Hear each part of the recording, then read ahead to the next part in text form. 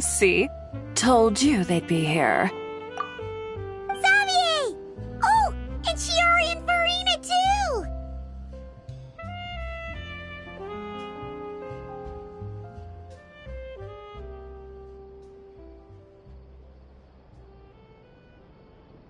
Ah! Hydro Archon above! If it isn't my darling camera operator and clapper loader!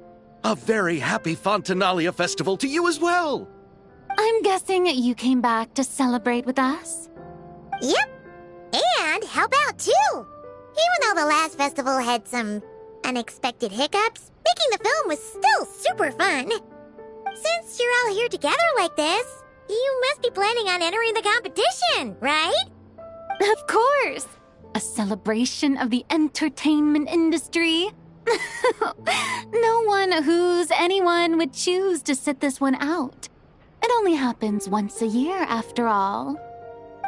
Fontaine Fashion Week might be more my speed, but the film festival brings in a lot of orders and boosts brand recognition, so I wasn't going to miss out either.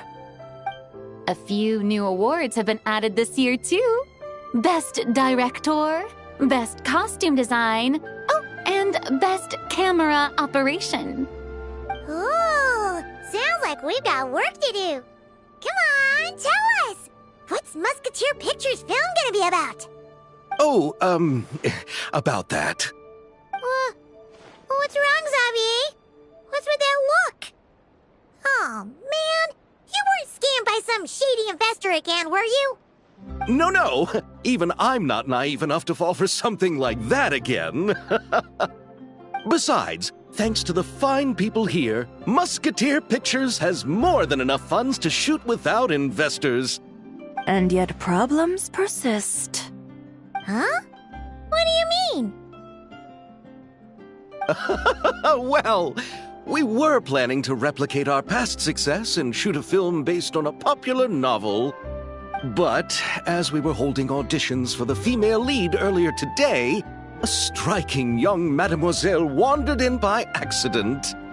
Her disposition was simply ethereal. The look in her eyes somewhat melancholic. Oh, I wish you could have been there. The awe I felt can scarcely be put to words. You had to be there, friend. No matter where she stood, it was as if her surroundings, even the air itself, turned into the perfect shot. Guess you found your lead actress, then?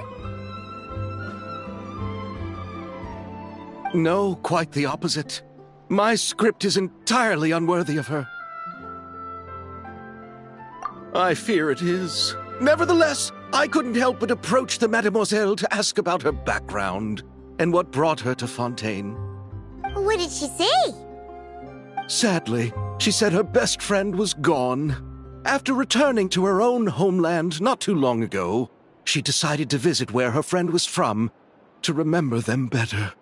Oh, no wonder she looked sad. Yes, but that's when it struck me. Why not cast her as the lead in a film centered around her search for this old friend? Huh? You're gonna rewrite the whole script? But is there even enough time? Isn't the prep work super complicated? We might not finish. Think about the difficulties we faced with the Two Musketeers. We had to start from scratch back then, too. I'd say we're ahead of the game this time. Guess so, but... Don't worry, Paimon. Shiori and I have evaluated the proposal, and we support Xavier's decision. I won't really need to start on the costumes until the cast is finalized, so it's not too much extra work for me. Oh, fair mademoiselles. How can I ever thank you? Finishing the script would be a start. You know, compared to a commercial popcorn flick, I do prefer the idea of shooting a more artistic film. One that leaves a profound and lingering impact in the hearts of the audience. I agree. True trendsetters are the people who dare to go against the grain. Wow! Leave it to Director Farina to have a vision. Honestly, though, the artistic passion of everyone at Musketeer Pictures is inspiring.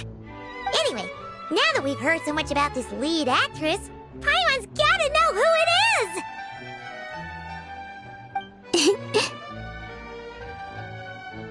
Ah! Columbina! What are you doing here? Hello. I was just walking past when I heard you talking about me, so I came over. Huh? You know Miss Columbina? Of course! Wait a second. Does this mean Columbina is the actress who inspired the whole rewrite?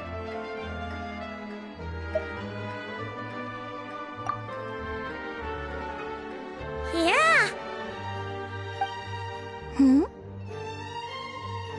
Wait, so did you make the trip by yourself, Columbina? Yes. I mentioned how I wanted to visit other nations once things settled down in Notcry, remember? So I went to the curatorium to ask Never for advice. She told me about the film festival in Fontaine and said it might be fun to visit. I spoke to Lauma before I left too, and she thought it was a great idea to get out for a bit. It's just, I received quite different travel advice from the two of them. Oh?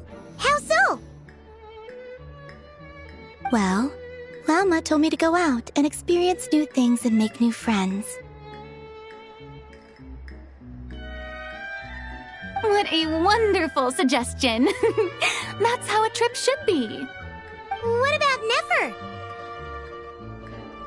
She said, don't trust anyone and don't talk to strangers. Yep, that sounds like her. I can understand that too. It shows this Nefer cares about you a great deal, Miss Columbina. Yes, so I plan on combining their advice. All I need to do is turn strangers into friends, and then I can talk to them. Huh. That kinda makes sense, but also not. Hey, Chiori. Oh, look who's back. Happy Fontinalia Festival, you two. Oh, looks like we have a superstar in our midst. How about an autograph, Big Shot? Ha ha, very funny.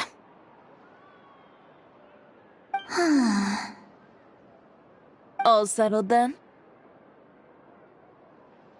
Yep, the Duke gave his blessing, and I cleared it with the Udex.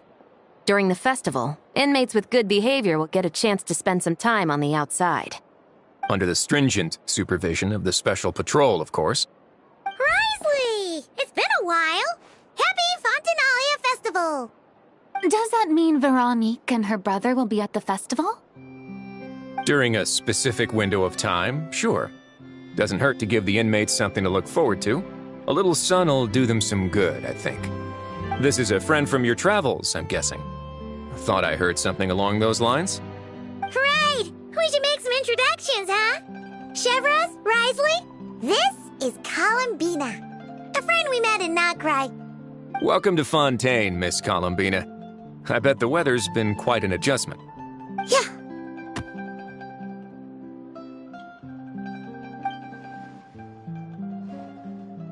And not the good kind, I take it. No, I quite like it. It's a lot warmer than Not Cry. Then what was the punch for? Oh, should I not have done that? The flowers that bloom here are so vibrant, and the people are so kind. I just wanted to become friends as fast as possible. Ah, so that was meant as a gesture of friendship. Is that right, Miss Columbina? Mm-hmm. Isn't that what friends do? Right. Might have been a bit premature in this instance, though. Your friend here is quite the character.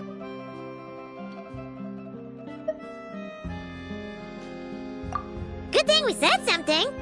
You weren't seriously gonna go around punching every single person in Fontaine, were you? No, just the ones I wanted to be friends with. That's not... what Paimon's trying to say is maybe keep the punches to a minimum until after you're friends with someone. If you say so. You're quite the character, Miss Columbina. So, are we friends? Of course. Any friend of the Traveler is a friend of mine. Yeah. Oof.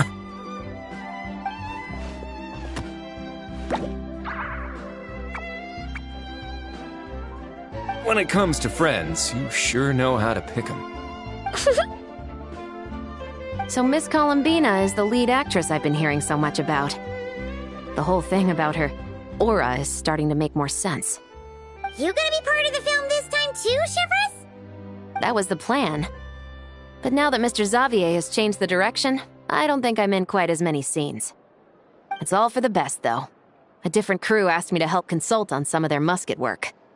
Oh, sounds like our trusty musketeer is as popular as ever. I'm just going where I'm needed. I'm more than willing to help with whatever this production needs as well. Ah, well, speaking of, would you happen to know if there are scenic locations around the court of Fontaine that other crews haven't booked? The festival's pretty popular this year, so there's not a lot left. You might just have to talk it over with the other productions and see if they'll let you squeeze in here and there. I see. Having trouble finding a filming location? Yes, we made a last-minute decision to go down a different route, so the indoor locations we reserved are no longer a good fit. And it looks like all of the best outdoor spots have been taken. You know, I might know a place. Good views, good atmosphere, and no production team has snatched it up. That sounds perfect! Where is it? You want me to reveal it just like that? Come on, let it be a surprise. As much as that sounds riveting, I think we should divide and conquer. You go do that, and Director Farina and I will take Miss Columbina around the city to discuss lighting and styling. Is that all right with you, Miss Columbina? Traveler?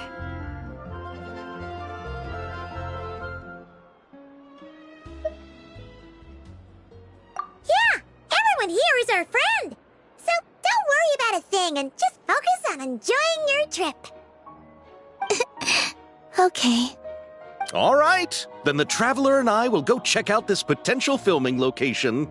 It might even give me some inspiration for the new script. I'll leave this to the Duke then. Until later, everyone. Maybe we'll run into each other on set. Okay then. Lead the way, Risley! Paimon's not built for suspense. Let's get this show on the road! Who said anything about roads? Huh?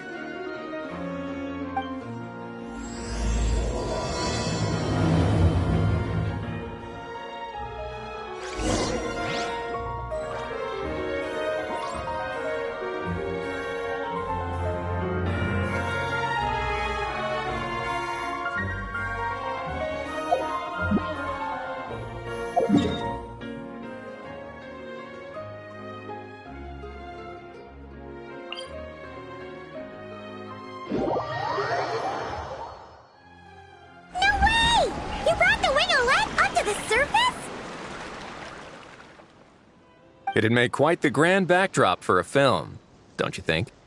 Paimon's more focused on the fact that this thing is supposed to be underwater. Inside the Fortress of Mirapede! True. And keeping up with the maintenance on a vessel this big is a lot of work.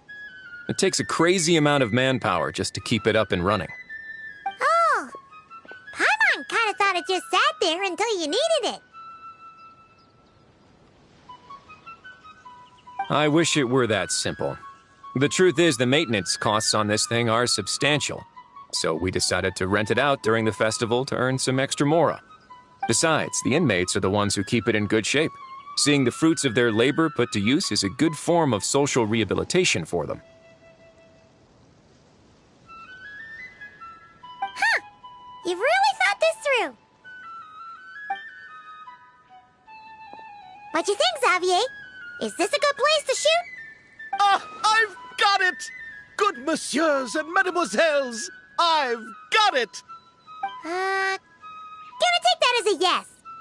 The beginning is the hardest part, and the opening of this film has been eluding me, but now I know just how it should start. Glad to hear it. Thanks for bringing us here, Risley. Don't thank me just yet. This isn't quite a done deal. Huh? Not a done deal as in someone already rented it out? You said no other production teams had snatched it up. This person isn't affiliated with a production team. The rental fee was high enough to scare off plenty of other film crews, but she didn't blink. Made quite the generous offer, and didn't even attempt to haggle. Do you know what she plans to use it for? I'd like to at least have a rough idea before going in to negotiate. I didn't ask for the details, but I did see what looked like a fishing permit and a business license on her desk. My guess is she's planning on using it for some kind of restaurant or aquarium. A floating restaurant is sure to attract people, but an aquarium sounds cool too. The views from the ship make it a great spot for a date. The winglet might not be under my command right now, but it's always nice to see her admired. A film is sure to drum up some good publicity as well. I do hope we can work something out with the current captain. Well, guess we should head over and talk things out then. Best of luck.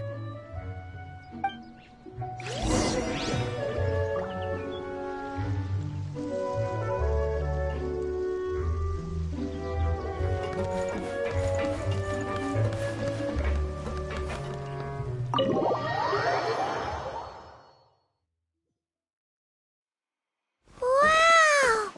The winglet seems even bigger up close. The rooms are so spacious.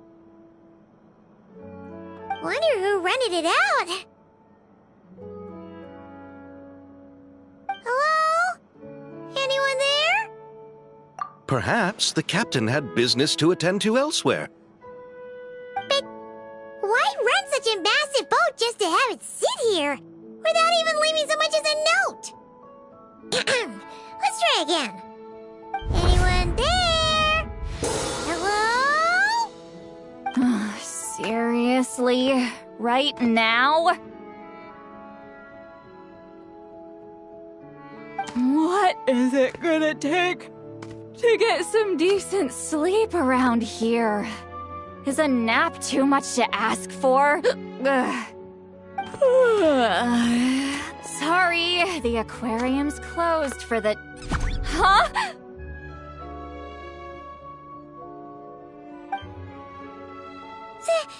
See Lolly? Traveler! Paimon! Hold on.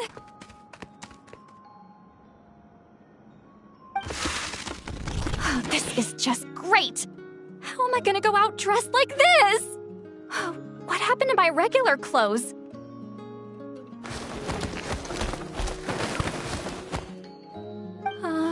The wash! I put them in the wash after I drank too much and fell into the fountain. Oh, this can't be happening! Am I seriously gonna go out like this? Think we might have caught her at a bad time. See Lolly? I don't want to hear it. Hear what? A single word about what I'm wearing. No comments, none. Is that clear? Oh, yep. Crystal.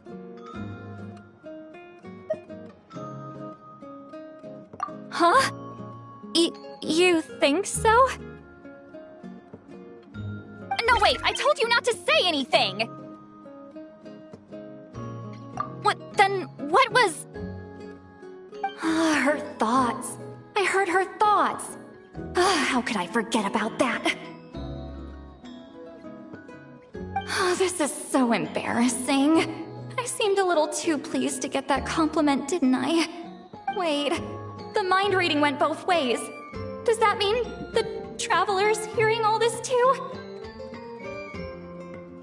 Oh, you clearly did! Huh? What did we do? Paimon's not following. Nothing. It's nothing. Let's just move on. Did you need something? You're not here alone, I see. Hello, I'm Xavier, a film director and producer from Fontaine. I meant to introduce myself sooner, I just didn't want to, interrupt. No wonder we ran into each other in Fontaine of all places. You must also be in town for the festival, then. That's right! We're helping Xavier with his film. In fact, we were hoping to shoot some scenes on this boat. You're the one who rented it out, right, Seed Lolly? Me? Rent a boat? I wish I had that kind of spare cash floating around. Not to mention the spare time. Don't get the wrong idea, though. I'm not here to sail off into the sunset and live out some cushy retirement life, okay? I'm not that old. Then why you dress like... how did you end up staying aboard the Wingolette? Well, I heard one of my favorite light novels was getting turned into a film, so I came to Fontaine to catch the premiere. Originally, I booked a room near the Opera Epicles, but I'm quite particular about where I sleep these days. I think it's an age thing. And that bed? I just couldn't sleep in it. I tried to find a different hotel, but with the festival, everything was completely booked. Just as I was worried I'd have to sleep under a bridge or something, I happened to spot a help wanted sign on the side of the road. Oh, so you're here to take care of the boat? No, I was hired to man the front desk. The pay is a bit low, but food and drinks are covered. And it includes room and board during the festival. Plus, the job is simple. So I thought I'd give it a shot. Wow! They actually thought you'd be a good fit, huh? What? You don't think I'm cut out for it? All I have to do is tell people the aquarium isn't open yet. Other than that, I'm free to do whatever I want. It's a pretty sweet gig. That's all? Yeah, I was also kinda shocked. But it's not a lie. Head downstairs and see for yourselves. There's nothing but empty tanks. Not a marine animal in sight. Did your boss mention anything about being open to film crews using this space? Our production was hoping to film on the deck for a few scenes. No. That never came up. You could just ask her. Oh, she's around? What kind of person is she? We should know what we're heading into. She's nice enough, I suppose. Pretty reasonable, too. Even offered for me to move to a bigger cabin if I was too cramped. Back at the Masters of the Nightwind, I'm used to being the one giving orders. But working under her doesn't feel like being bossed around. She seems to respect what I think. Wow, she sounds like a great boss. She did tell me she'd rather not be disturbed, though. She's been working on an important project, so I'd keep it brief. Got it. Thanks for the heads up. All right, the captain's quarters are this way. I can take... Wait. But I'm wearing... Ugh, whatever. I doubt she'll care. Just follow me.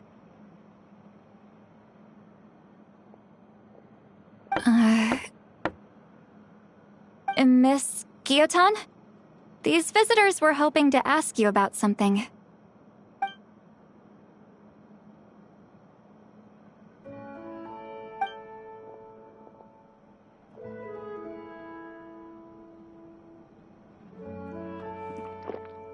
I thought I said to limit the interruptions. Just tell them the aquarium is still...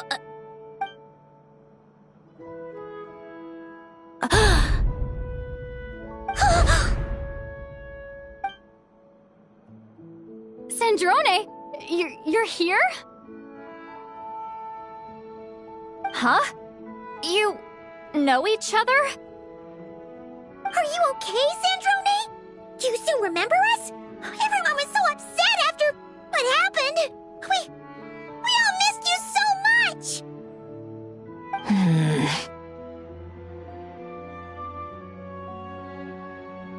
Miss Seat Lolly, why don't you escort this gentleman to the reception area for a cup of tea? I have something to discuss with these two in private. Ah, I see. Right this way, Mr. Xavier.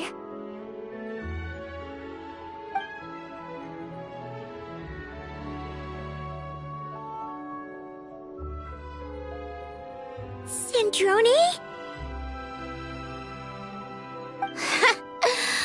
I really can't go anywhere without running into you two, can I? Are you okay? During the battle, your core, it was... destroyed by that bastard Dottore. That's right. But as you can see, I'm fine now. No major issues. Or at least, there shouldn't be. Oh, what a real... Thank you for saving me. Huh? Don't get the wrong idea. I only saved you so we could complete that formula and defeat Dottore once and for all. Even if he did crawl back from the grave to make us all miserable again. That doesn't matter. You're still a hero. All right. But it wasn't just me. All I did was lend my brilliant mind to the cause and take care of one part of the plan. Although, I'm not denying it would have fallen apart without me. You got that right. You're amazing. But how did you go from from a lifeless pile of scrap to looking like this? Well, my mom was trying to put it a bit more gently, but yeah. Where do I even start?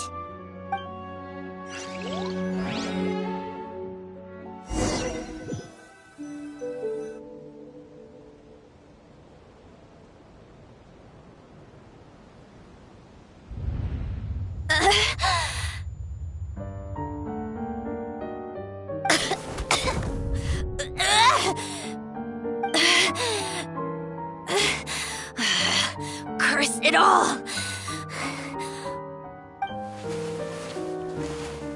Where am I? Did we do it? How much time has passed? I'm not in one of that lunatic's experimental labs, am I? Wait, Fontinian decor. Books from the Research Institute. Phew.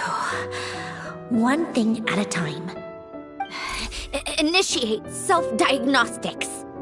Assess the extent of the damage.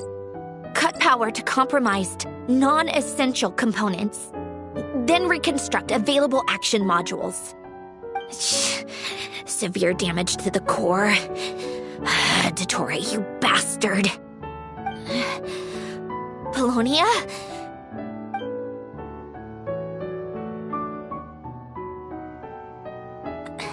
Polonia, wake up! Activate!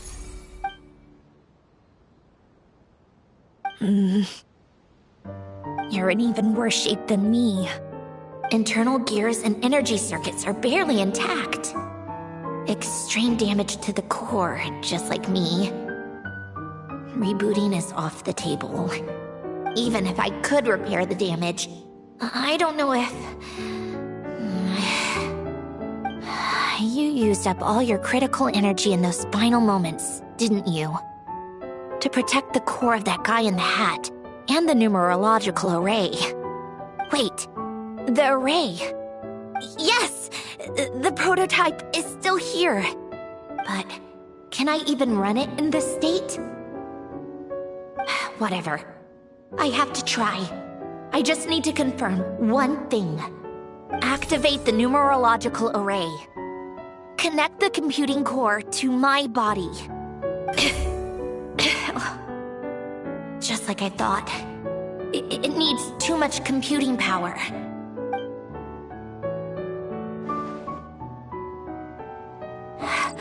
Cut off power supply to all functions except the thinking module.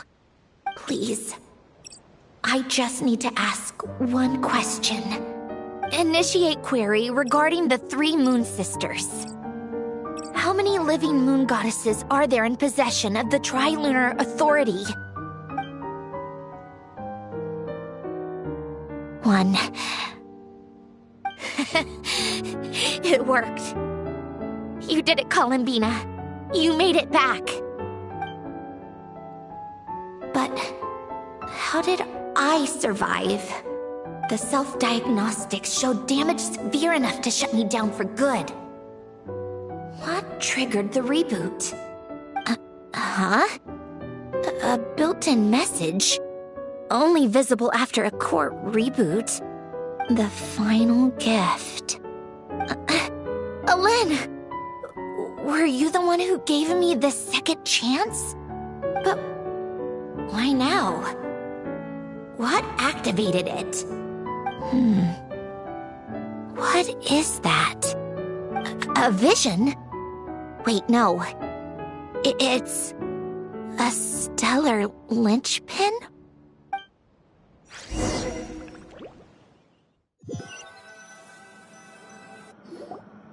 A stellar linchpin? What's that? You can think of it as a rare kind of vision. As for what causes one to manifest, well, that's still unknown. But in Snezhnaya, or in Afatui's research at least, it's believed to have some connection to the Third Descender. The Third Descender? We knew his remains were used to create the Gnosis, but this is the first we're hearing about a stellar linchpin. You knew about the remains? Right, of course. Look who I'm talking to.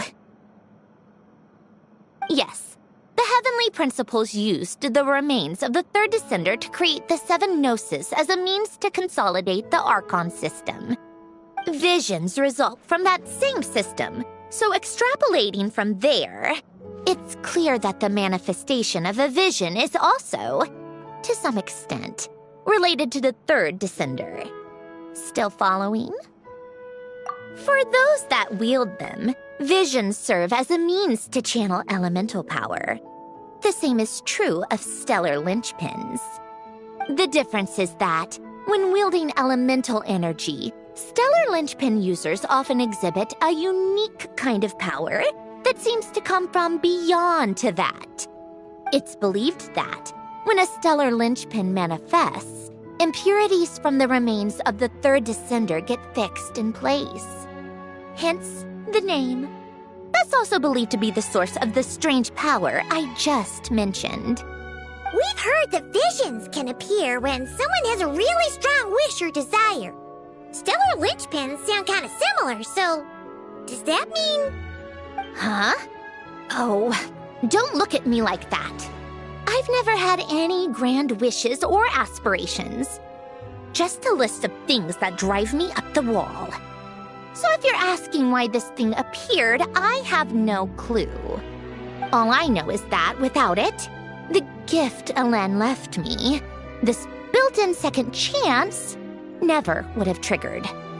The damage to my core was too severe. But thanks to the stellar linchpin's manifestation, it did trigger. And after my core rebooted, I was able to repair the damage to my body. I also managed to import the numerological array, along with some of Polonia's surviving algorithms into this form.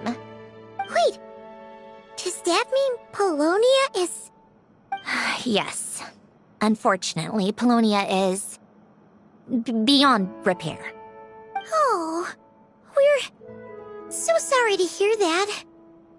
But you also mentioned something about a final gift? Yes. Alen often spoke to me about wishes and desires when he was alive. I suppose he thought there might come a day when I wished for something, and was willing to sacrifice my own life to fulfill it. So he left me a chance to start over.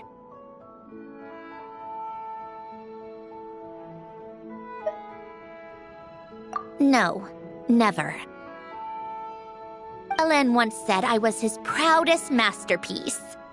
That might sound boastful coming from me, but it's also an undeniable fact. After Alen died, I started studying how Polonia and I worked.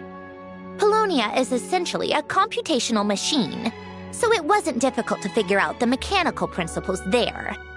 But when it came to my own structure, that's when Alen, the Lord Artificer's true greatness, struck me once again. I attempted to imitate it when I created Catherine, but in the end, she turned out to be nothing more than a superficial replica.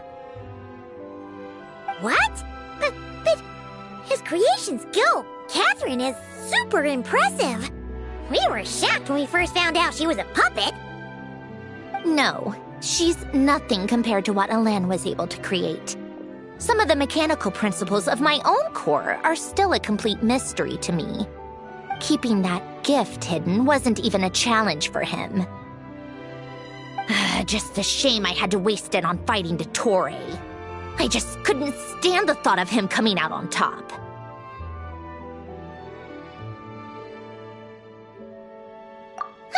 If you put it that way, the world owes me a whole lot then, doesn't it?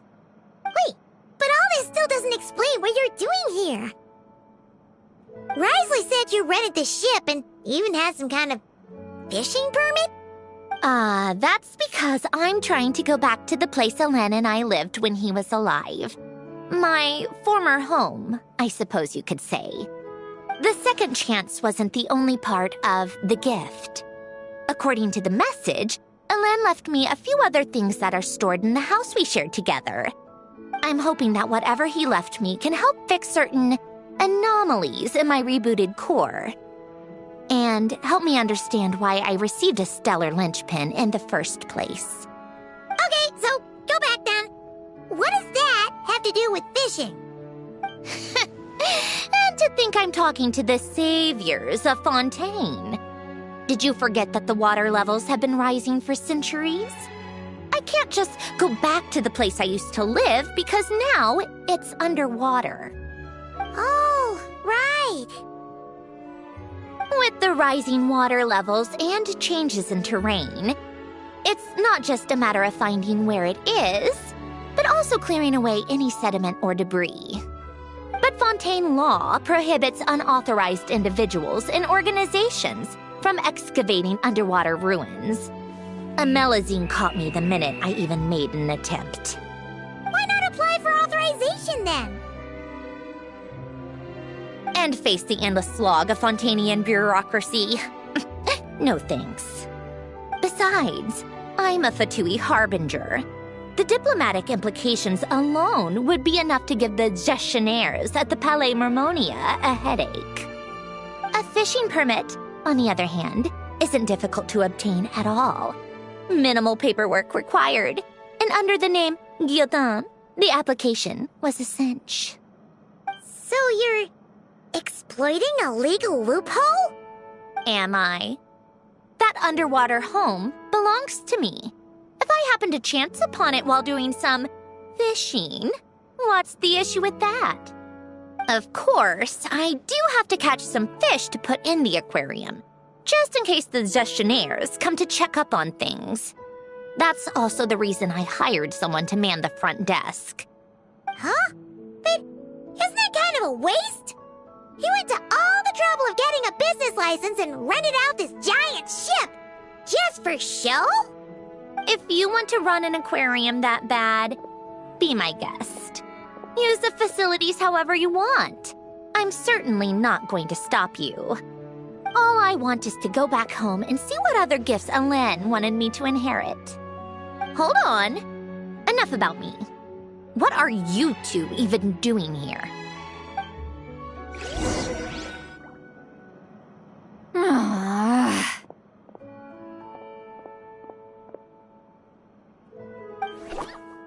Seriously? They've been in there forever. The reaction when they saw each other was strange, to say the least. You're lucky I was nice enough to leave the room and give them some space. Back in the Masters of the Nightwind, I'm the one who gets to kick people out. I just want to know what they're talking about. Should I cast a little eavesdropping spell? Oh no, what am I thinking? I'm Granny Eastley, the great shaman of the Masters of the Nightwind. I can't do something like that. This is just ridiculous. Making me wait out here for so long? Where's their respect for their elders? Oh, here they are. Were you back there arguing or something? What took you so long? The two of you are already acquainted with Miss Guillotin, then? Oh, yep. But don't worry, we got everything sorted. Sanjurne agreed to let us shoot on the ship, but it has to be when she's not here. When she's not here? That's right. You'll excuse me if I didn't exactly ask for this little reunion. I wasn't planning on seeing anyone. Like I said, my core is severely damaged. Even with the gift, there are anomalies that are making things unstable. I don't even know if I can continue to function without issues. So the priority is to fix these anomalies and get answers to my own questions. Then, I can see the people that need seeing. Anyway, just let Sandrone know when you plan to film Xavier, and she'll, steer clear. I do hope I'm not causing Miss Guillotin too much trouble. No! She just wants to keep a low profile for her own, complicated reasons. She doesn't want anyone else to know she's here. Understood. I'll be sure to keep that in mind. Oh, and see Lale? Huh?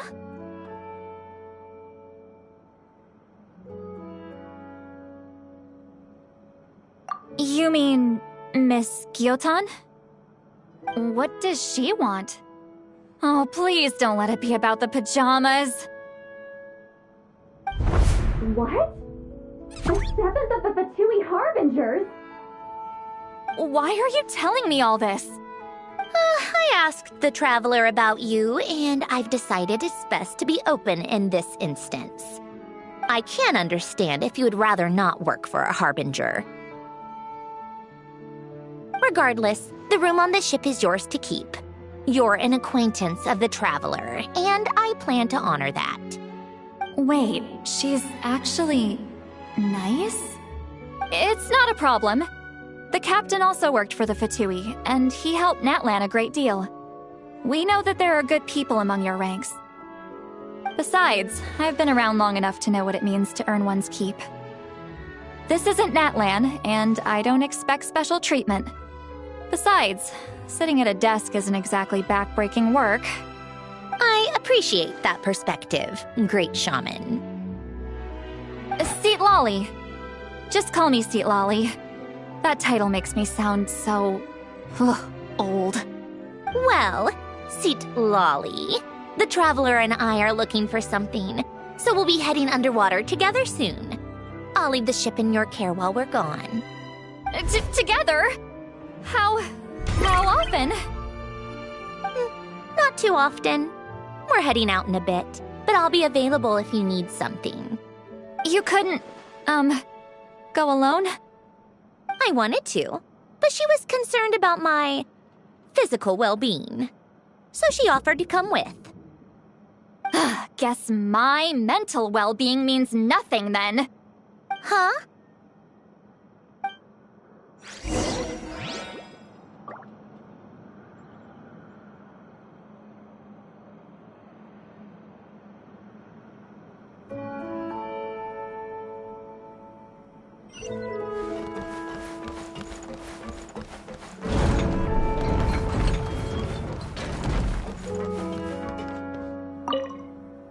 All right.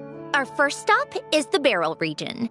After Alain left the Fontaine Research Institute, he lived in seclusion somewhere around there.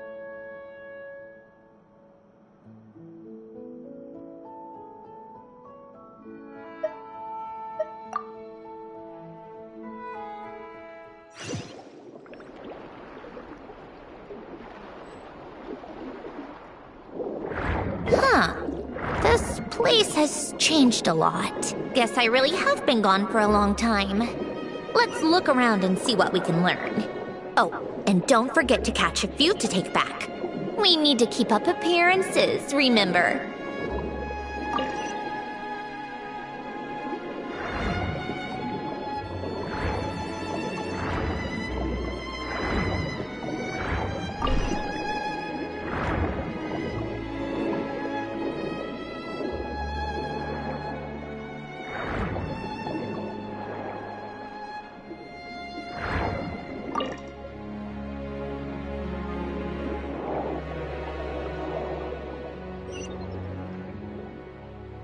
Poisson isn't too far from here, right? It's all a bit nostalgic, I guess. Back when I lived here, all this was still above water. All right, I have a general understanding of the terrain changes and sediment accumulation. We can stop here for now.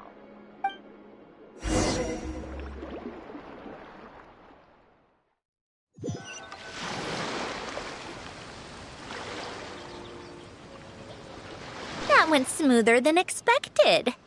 I appreciate the help. No problem. You doing okay though, Syndrone? Seeing your home look nothing like you remember, that can't be easy. I'm fine. Times change. People change. That's the one thing you can actually count on. I made peace with that a long time ago. You should head back and put them in the aquarium tanks. We finished ahead of schedule, so your crew is probably still on the ship. I'll follow in a bit. Right. Xavier said he was gonna test out a couple of shots.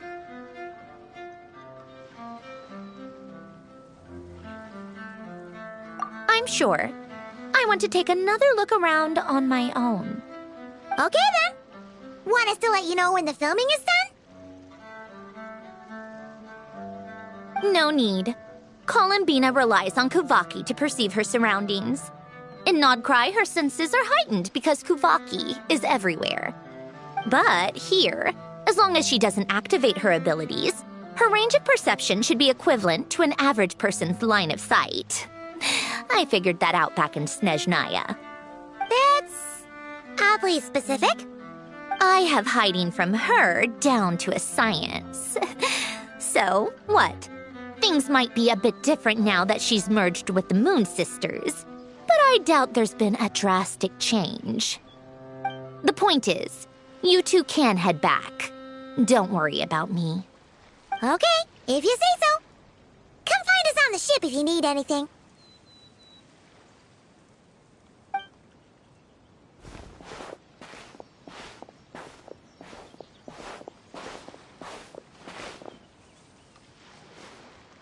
What did you leave for me, Alain?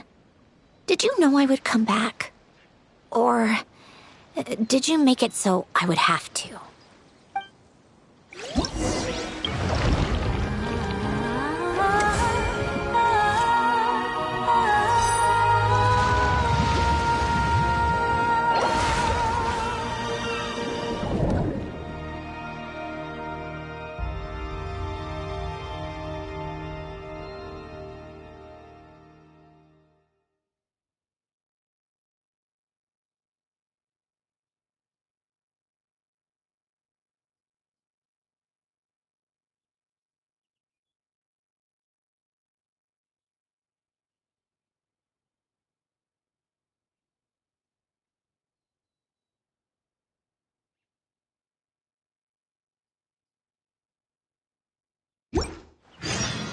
It's about time we threw another tea party, don't you think? I wonder who else is free.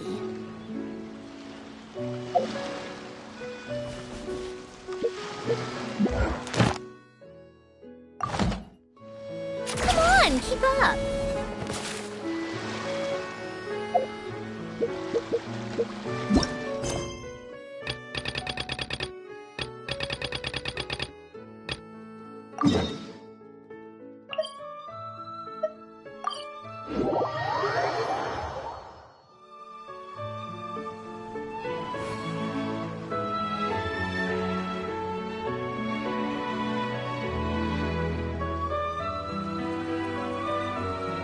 I like music. In fact, I've taught myself to play many different instruments. You don't believe me? Find me a piano, and I'll show you a thing or two.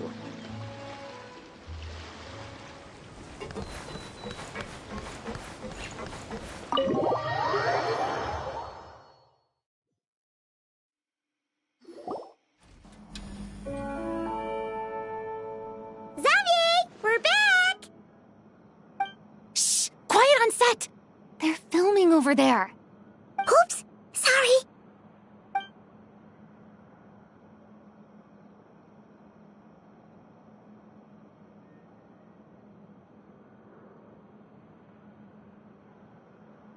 What's your take, Detective?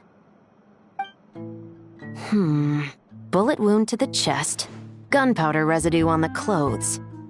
The victim must have been shot at close range. You think it was someone they knew? Yes. It's possible the suspect arranged for them to meet at this very spot. A reasonable deduction. But you're overlooking a crucial clue. What? The victim's pocket watch is missing. And cut! I think we got it! Good work, everyone! Phew, finally. Acting was nerve-wracking for me when I first tried it too. Just loosen up, and you'll get used to it in no time. Severus! Charlotte!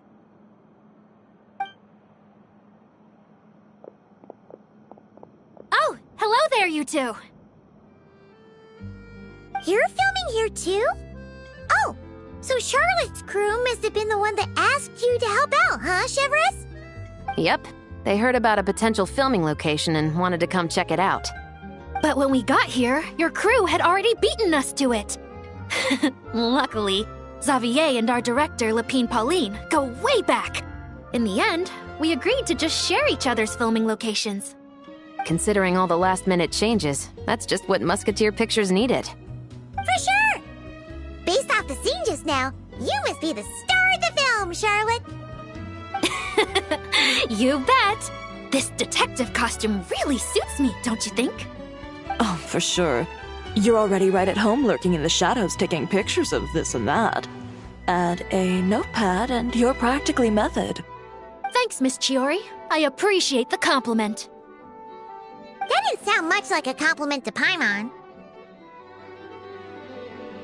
So this is a film set? It looks like a very happy place. This must all be quite new to you, Miss Columbina. Yes. I watched a few films with a friend once, but she thought there was no point if I wouldn't open my eyes. So she stopped inviting me. Looks like I missed out on a lot. True, but being an actor seems like a tough job. Huh? Most people would swap lives with an actor in a heartbeat. The lifestyle is so glamorous, and the pay is more than generous. But they have to act out lives that aren't their own, with the whole world watching on in judgment. If they don't do it justice, it must feel like they're letting people down. That's exactly how it feels. This young lady has quite the unique perspective. Well, that's true. But these actors are here because they want to be and they think it's fun. Most of them, at least. Not to mention, the film we're shooting is based entirely on you, Miss Columbina. You just need to be true to yourself. I don't have to pretend to be someone I'm not? Not at all. Authenticity is what we're after. For example, this first sailing to your friend's homeland.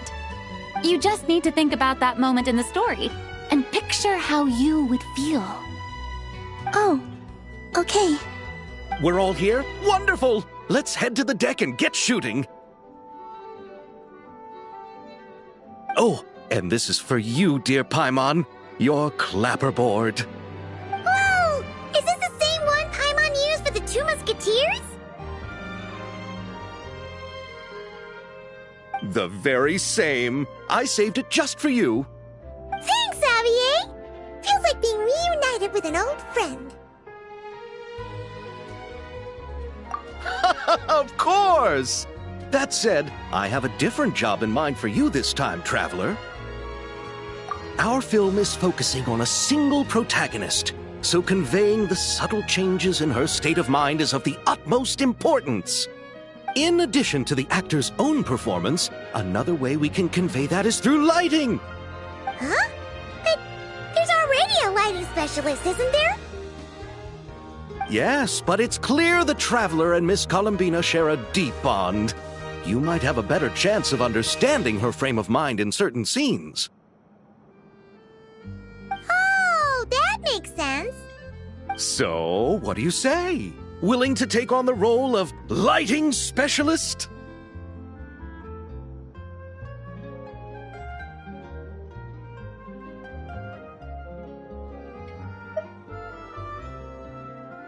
Then we'll combine them! You can be the chief lighting and camera specialist! Ha ha! It's settled! I leave the job of translating our leading lady's inner thoughts in your capable hands.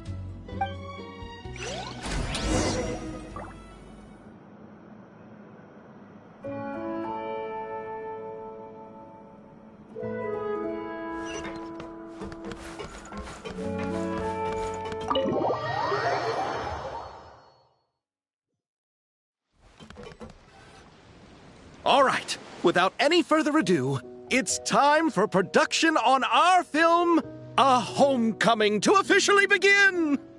Turning it over to you once again, Director Farina. All right. Positions, everyone! Camera operator, clapper loader, get set up. Let me know when lighting is good to go.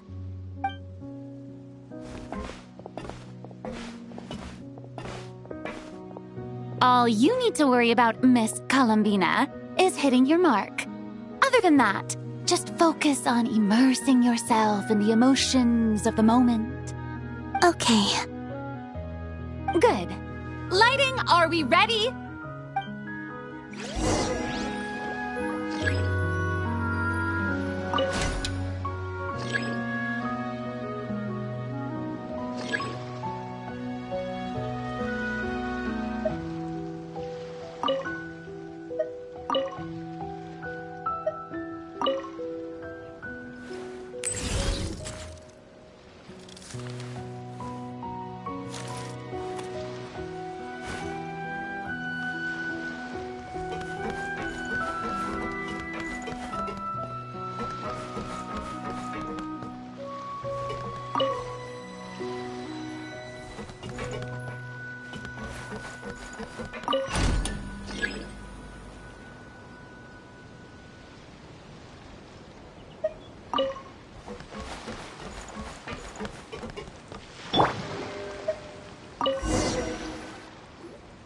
Ready.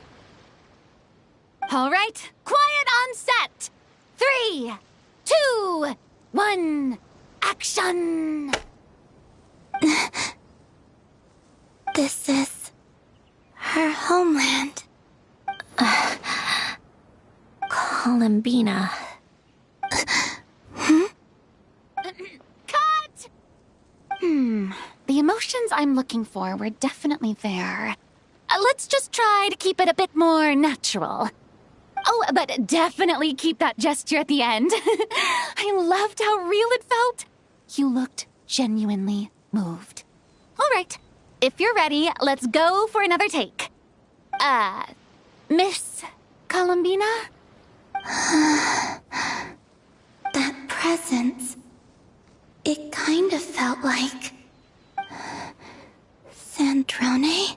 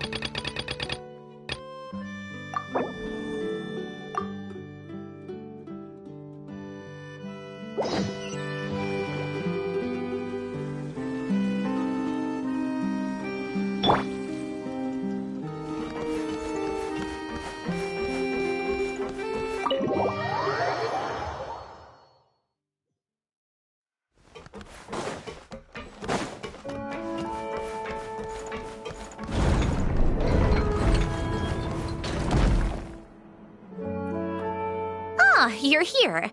We should get going then. Xavier and the others should be filming soon. How's it going? Have you managed to figure out the location of your home yet? I've narrowed down a few potential locations. We just need to take a sample from each one. Once the equipment analyzes them, we should know the exact location and where to find the entrance. Great! We should get started then.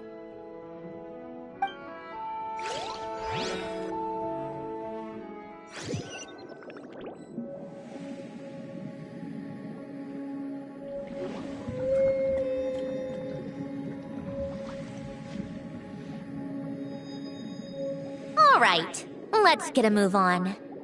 That should do it. Let's head back. The filming should be just about done. We made good time. We might even know the location by the end of the day. You sound pretty happy about that. Do I? I suppose I've just had enough of these anomalies I've been dealing with. The sooner I can fix them, the better. Anyway, enough chit-chat. We have work to do. Oh, but let's head in through the side door. I don't want to run into the crew on the deck.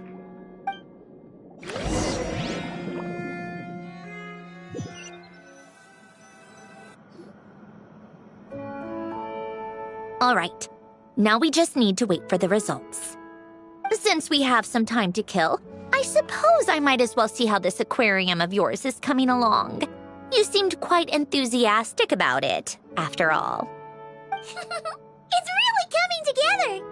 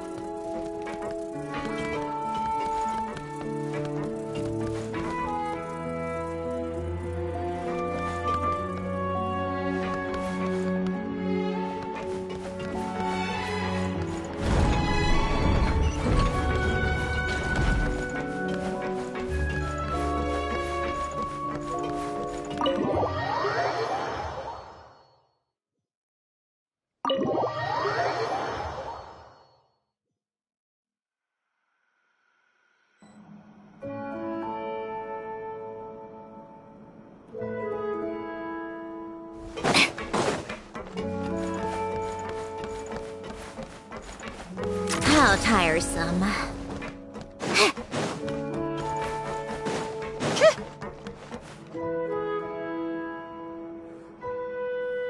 Oh, kind of impressive, actually.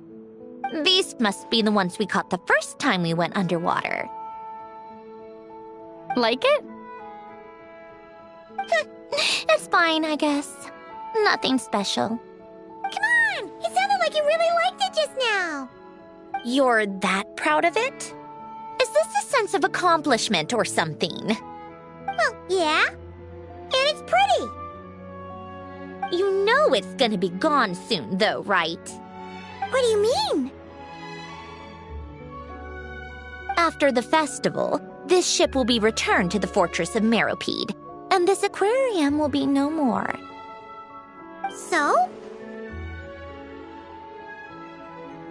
So, no matter how much work you put into this place, once the festival is over, it's all just going to disappear.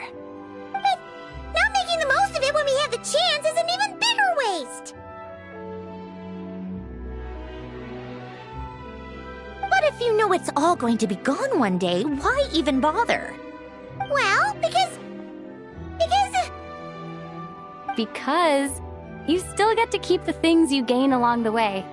And those are things that can never be replaced. Doesn't that make losing them even harder? Well, if you put it like that... But the happy memories we make along the way last forever. You just have to take a more glass-half-full perspective. Not to mention, everything we do here is going to be on film, so it'll still live on in some shape or form. And when you look back on it, only happy memories will come to mind? Exactly! So it's about finding joy in the process itself. Traveler! You're back already? What's wrong with that? You say that like it's terrible news or something. How did you get here? I didn't see you on the deck.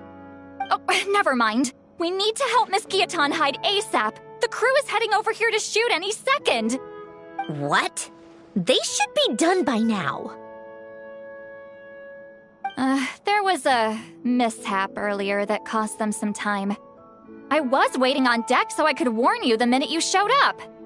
Anyway, you should head back to the captain's cabin right away. They're gonna be here any minute now.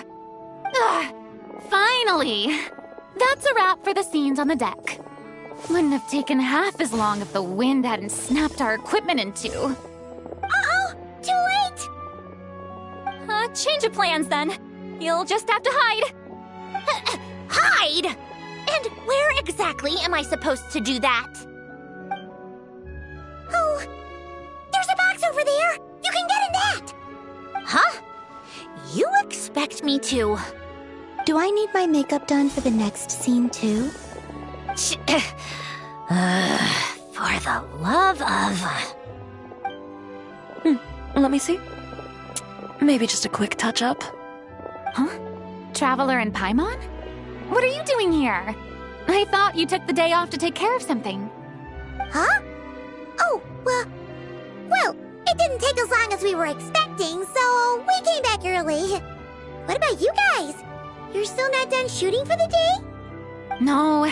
We ran into an issue that, set us back. It meant Miss Charlotte's crew wasn't able to wrap either. We both still have scenes to shoot in this aquarium. Oh, that's not ideal. For several reasons. Let us help then. The sooner we wrap, the sooner everyone can get some rest. All right. Thanks, you two. Miss Charlotte's crew can go first then. If I'm not mistaken, you still have a night shoot later. Thanks, Director Farina. Of course. Fellow artists should help each other out where we can. Agreed. Well then, camera, lights, get set up. Actors, give your lines a quick once-over. Let's try to get this in one take.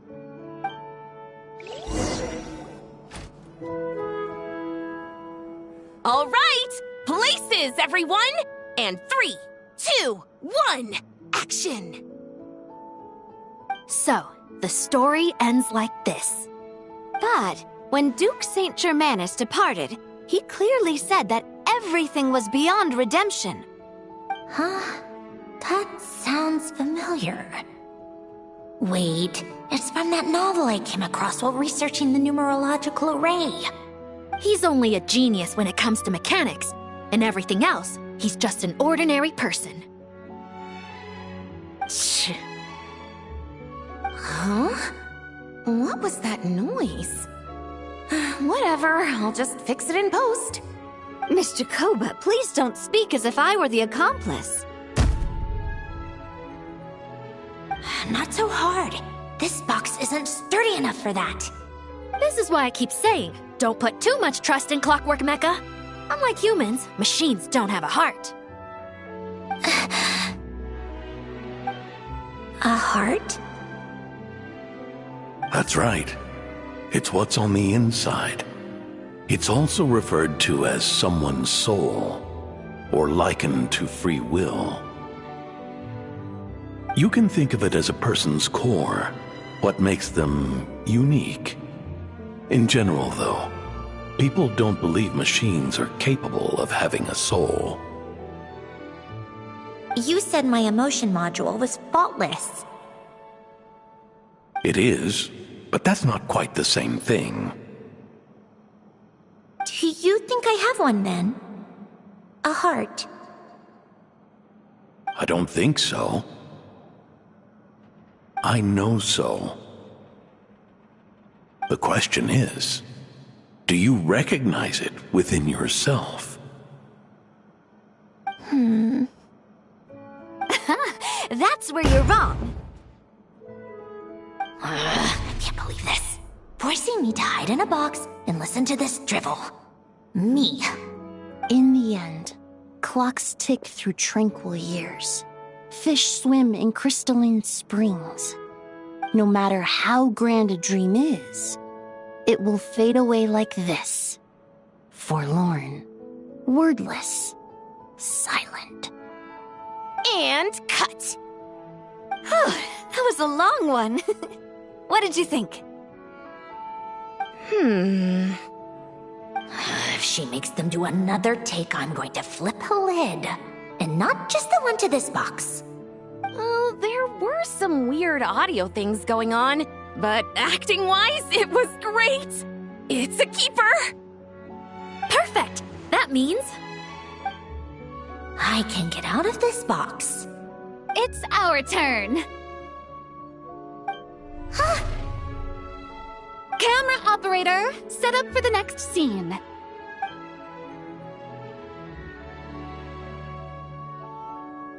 In this one, our protagonist peruses an aquarium in a foreign land and gets swept up in memories of her friend. So, in terms of lighting, that's the vibe we're going for. Got that? Shoot. Paimon thought there'd be a break and Zandroni could slip away. What are we gonna do now?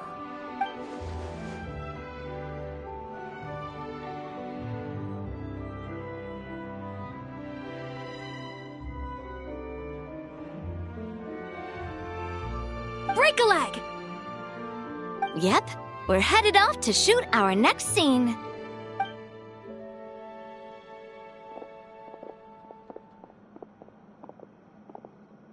All right, quiet on set. We're about to start rolling.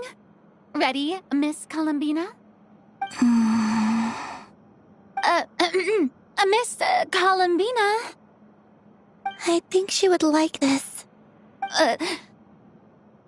Quick, we should roll on this. It doesn't forage with the others, or prey upon its smaller kin. Instead, it remains where it is, cradled in the coral's quiet beauty, as though the raging cyclones above are of no consequence. And yet, she still stood before the cyclone in the end. So I think that story has it wrong. She is no different than us. She has a heart. Columbina.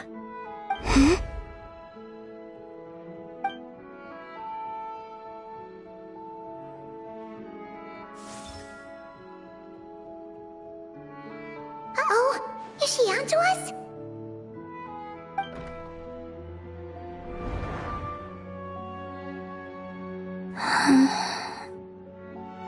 What is she doing? Cut! You okay, Columbina?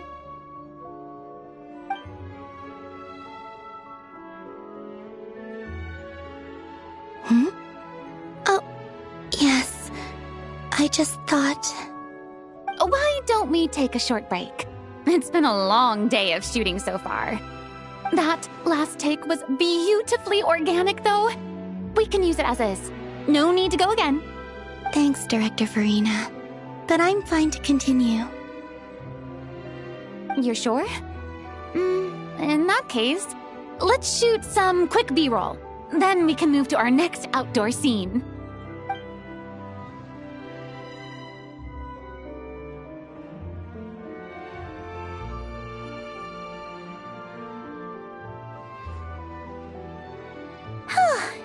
We're in the clear this time.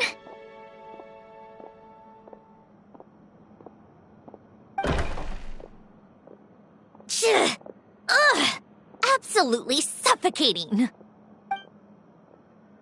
You okay, Sandrone? Right as rain.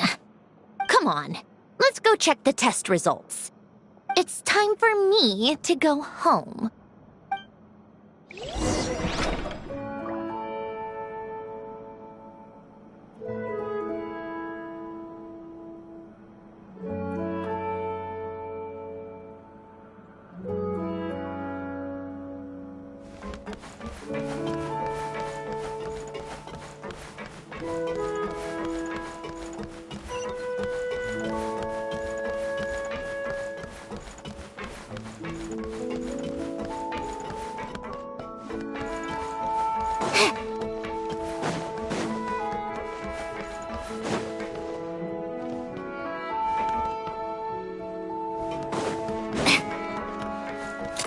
Keep up.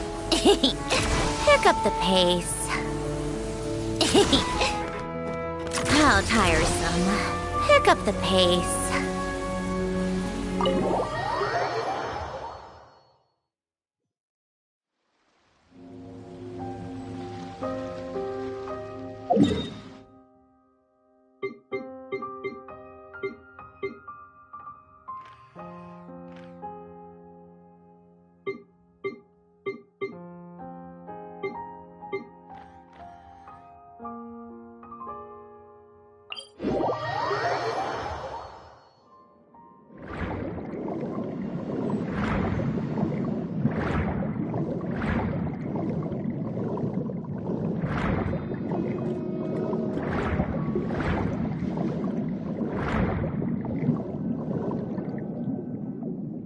All right, it should be around here.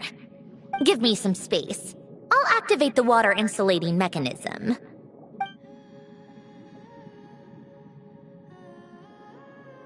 The what? Alen, much like Renee, had long predicted that the water levels in Fontaine would rise. Thanks to his expertise in mechanics, he was able to implement a few simple measures to protect our home from flooding. I told him there was no need, that I would just move when the water rose too high. But it would seem he knew a day like this would come.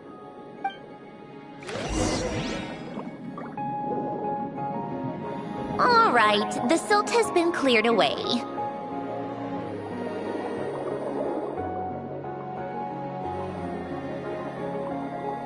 Go activate the mechanism for the first sluice gate. That will fill the empty middle chamber with water.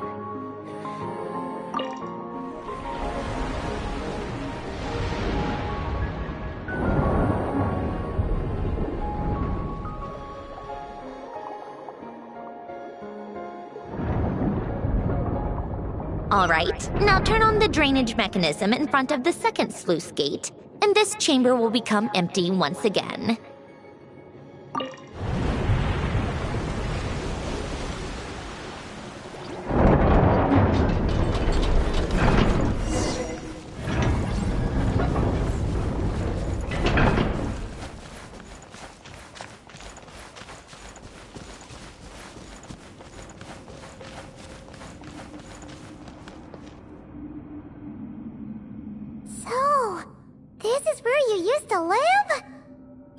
beautiful! There's even a garden! Back when I lived here, it was my job to tend to the potted plants and flower beds. Still growing strong even after all this time. Who would have thought? If the weather was nice, I would take Alen out in his wheelchair and we would go for a walk. Before long, we started bringing Polonia along too. Come to think of it, I was the only one who could get around easily back then. Polonia always got stuck at some point, and it was up to me to launch a rescue mission. Happy? I suppose they were. Uneventful, but pleasant. Repetitive, but peaceful. It was like living in a world where time didn't exist. Of course, that was all just an illusion. Death still awaits all of us at the end. Oh. All right, enough standing around. Let's head inside.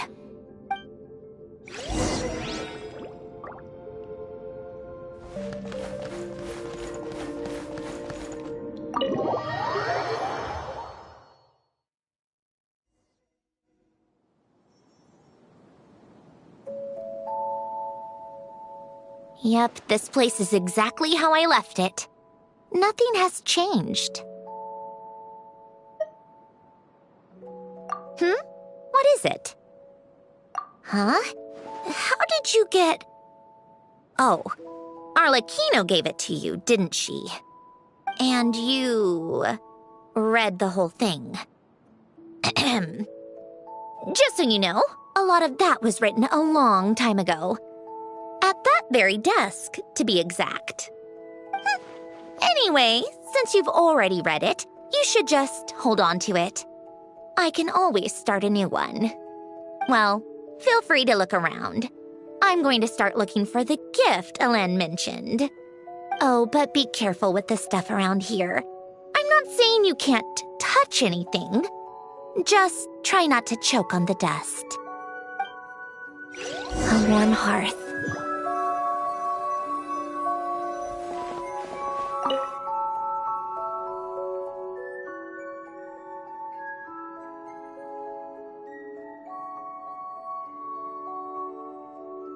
Oh, I played with these when I was little. During the first few months after I was created, I mean. At first, Alen and I would play together, but it didn't take long for me to become unbeatable. So, Polonia and I played together instead. Yeah, these don't look like Paimon's kind of games. Logic and math puzzles? Those happen to be my specialty. It's been so long. What do you say? Should we play a few rounds? Let's go with this one. The gears on the left are stacked from largest to smallest. The goal is to move them to the other side in the fewest number of moves. Just remember, you can't stack a bigger gear on top of a smaller one.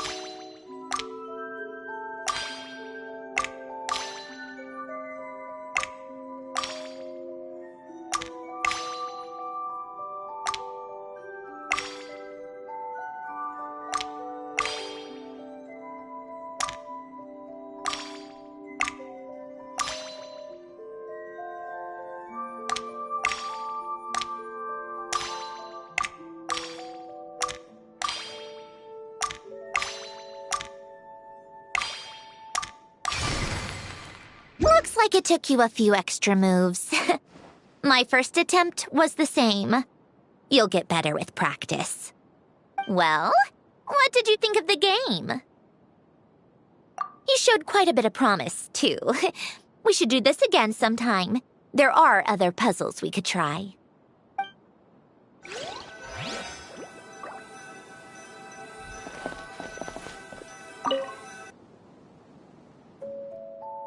Oh, these are some of Alen's drafts from his later years.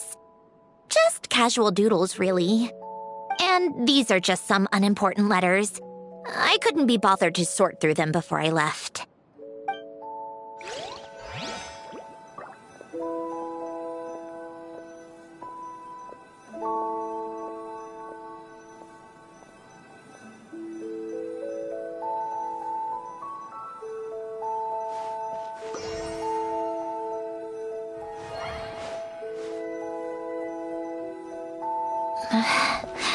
Polonia.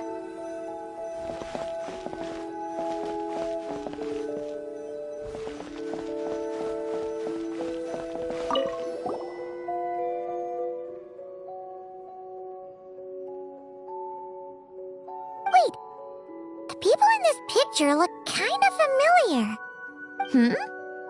Oh, this was taken when Alen and Renee were both still at the Fontaine Research Institute. Before their falling out. In his later years, Alen would often sit by the fireplace and stare at this picture, wearing an expression somewhere between guilt and longing. He said he sometimes regretted not helping his friend when he needed it most, even if just to stop him.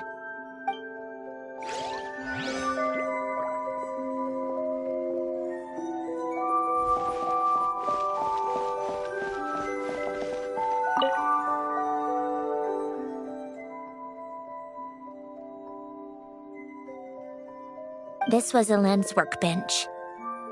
Later on, of course, it became mine. It's where both Polonia and I were brought to life.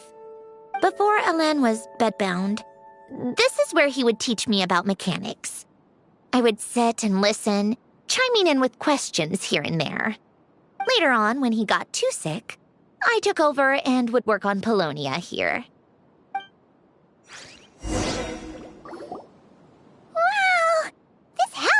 With so many memories! It's so cozy and charming! You should have seen it in its prime, when people actually lived here.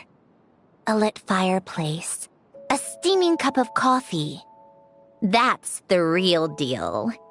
You know, we also used to have a mechanical piano that Alen built. Oh, how chic! Alen never played it much. He probably wasn't able to at that point. But I managed to teach myself. Music theory is essentially math, after all. Once you learn the patterns, it's not really that difficult. I loved perusing Alen's collection of classical music. The chords and harmonies felt like individual mathematical puzzles. It was fascinating. So I did some composing as well. But as Alen continued to deteriorate, even the sound of music began to grate on his nerves. So I got rid of the piano. Aww. Back then, I assumed a piano was like an ordinary clothing rack, commonplace in every home and easily replaceable.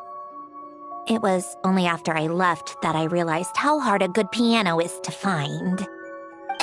Enough about that. Alen's gift should be just in here. The only things undisturbed before I left were a few of his personal belongings.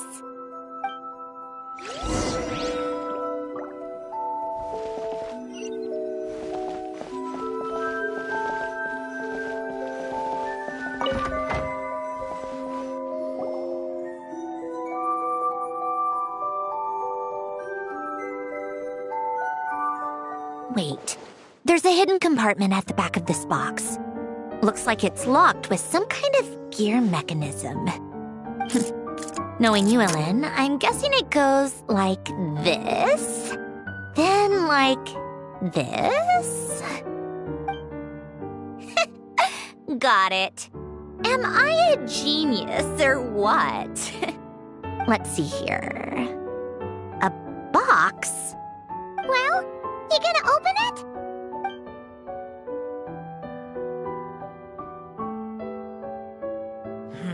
It's heavier than I was expecting. Just how much stuff is in here?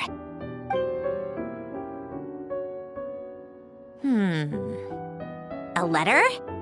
And a bunch of junk underneath it. None of it seems that important. Wait a second. This should be it. A cube? It's a multidimensional algorithmic core. Ellen would use it to store information. Only Polonia and I have access. All right, I'll start looking into the core and the letter. Feel free to go through the rest of the stuff and see if there's anything useful.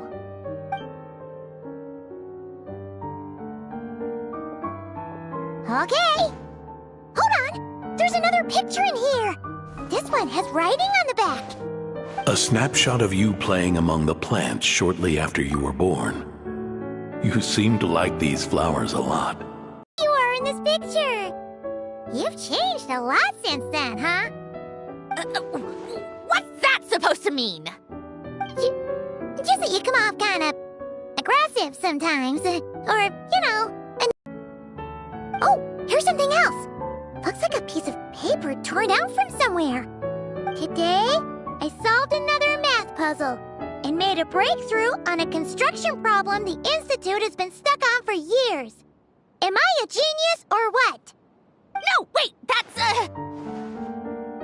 From now on, I should have people address me as Her Highness the Clockwork Princess, Unraveler of all reason.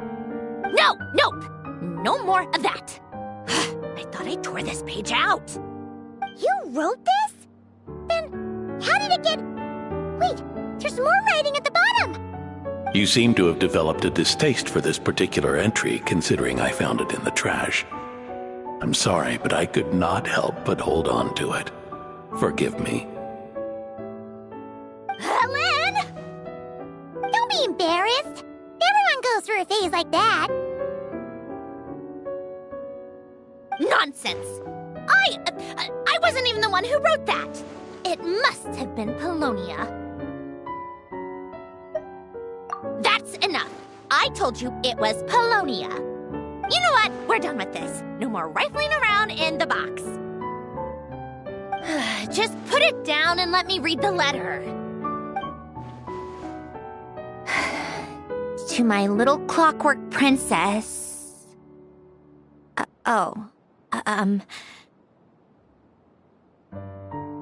Not another word. Got that? If you're reading this, You've most likely received the gift I left for you. I just hope you didn't stumble across all this while cleaning out my effects or something trivial like that. I once asked if there was something you wished for. Do you remember that? I wonder if time has changed your answer. Regardless, I have another gift. A formula that will allow you to come face to face with the anomaly inside of you. If you even still call her that. Why this gift? To understand that, allow me to wax poetic on the soul once again. I would ask you to stick with me until the end, but I know you will. You always have. I believe a person should be born twice over in their lifetime. First, there's the birth that grants us life. Then, the birth of the soul. It's a matter of transforming the life bestowed upon us into the life we choose for ourselves. And to do that, we must look inward. We must make a conscious choice to define the meaning of our life instead of allowing the happenstance of our existence to pass us by. This is the process of recognizing the soul that lives within us. You are my proudest masterpiece. I told you that long ago. But to me, you have never been a creation or a machine. To me, you're just like the rest of us. You have a heart.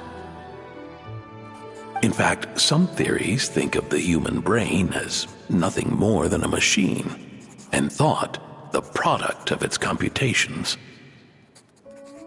So you see, perhaps we're not so different after all. Your inner machinery is just far more advanced than most. No matter how one looks at it, the heart is a complex thing, a place where logic and reason collide with our emotions. Your computational capacity allowed you to become sentient and develop logical reasoning, but it also granted you something that, on the surface, might seem contradictory: emotion. Emotions and logic often clash with each other, and those instances of discord can accumulate over time. That is the source of what you refer to as the anomalies within you. As you told me once, you've always known what you don't want, yet you've never wished for anything in particular.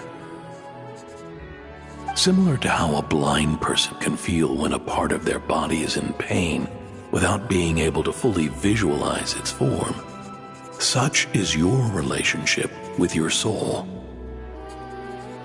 So, what I leave you now is this: a formula that will allow you to see the shape of your soul. For if you want to protect your heart, you must first be able to recognize it within yourself.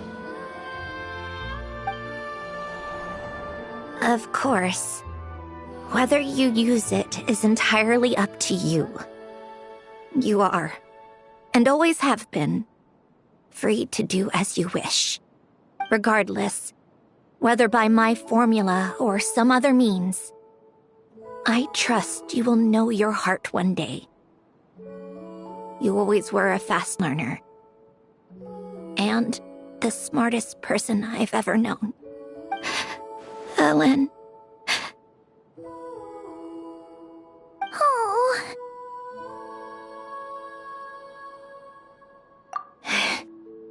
I'm fine. I've already figured out how this formula works. Let's get out of here and then we can use it. You made up your mind already? You're gonna do it? Why wouldn't I? Resolving the anomalies within my core is the reason I came here in the first place.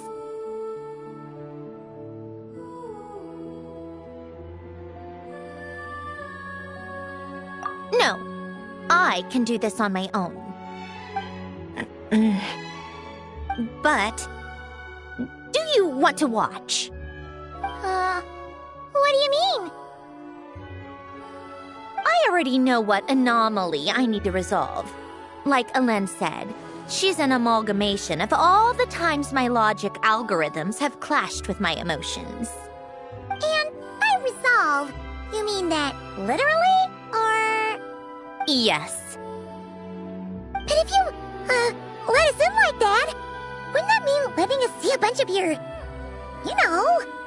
inner thoughts and secrets? If what Ellen said is true, then I'm about to be... born anew, or whatever. This is your chance to be lucky enough to witness it. Besides, you already read my whole diary. When it comes to keeping my innermost thoughts to myself, well, I think that ship has sailed. You're really sure about this? How many times do I have to say it? I finally let you in as...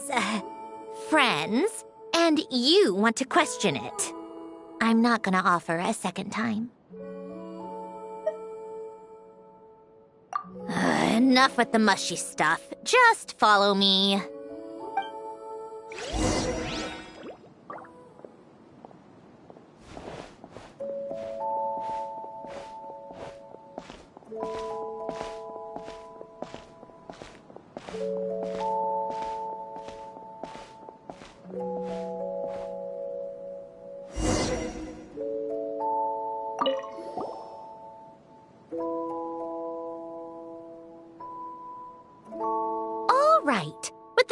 logical array, I can construct a simple formula that will allow you to experience what I see and hear in real time. Oh, just like St. Lolly's sense-sharing technique. Been there, done that. Sounds like that shaman has some tricks up her sleeve. The arcane and the mathematical are both fundamental laws of this world. Being able to achieve a similar result through both isn't surprising. Anyway, let's get this show on the road. But no comments from the peanut gallery, okay? I know I offered, but I still don't want any interruptions.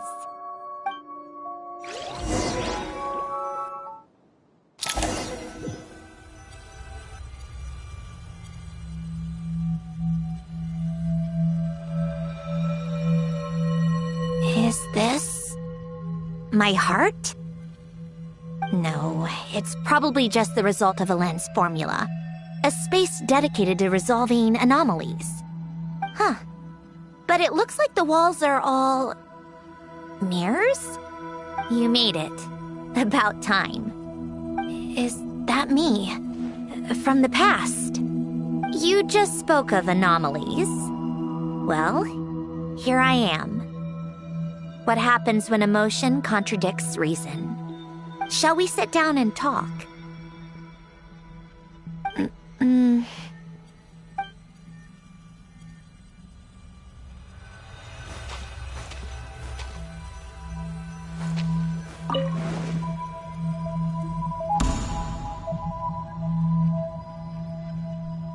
That should do it. Hello? My name is Alain Guillotin. Can you hear me? Brings back memories, doesn't it? The time we spent here. Here. I want you to have this. A notebook? You can use it to write things down. I don't need to write things down. I have unlimited memory. Even so, some things are more important than others, right? You can use it to write about the things that matter. So you wish me to carry out a basic priority sorting operation? I suppose you can think of it like that for now. But journaling is also an act of finding oneself.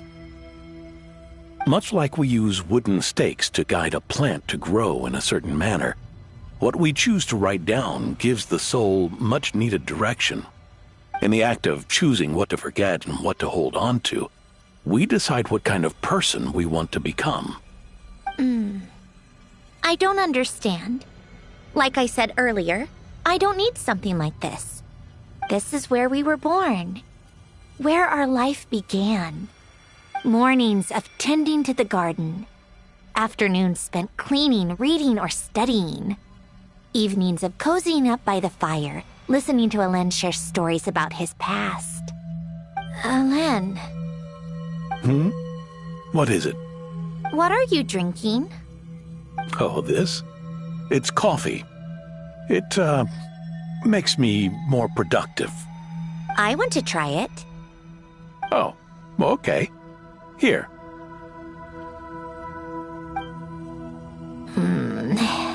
Bitter. Speaking of, why did you design me with senses? Taste, smell, touch. Well, I'm not quite sure. It just felt like the right thing to do. I suppose I hoped you might have a life of your own one day, and that you deserve to experience all life has to offer. Oh. Still bitter. But the smell is nice. I thought those peaceful days would go on forever. You know that's not possible. Maybe. But how was I supposed to know the end was just around the corner? That was just bad luck. Was it? Well, it certainly became a pattern, now didn't it?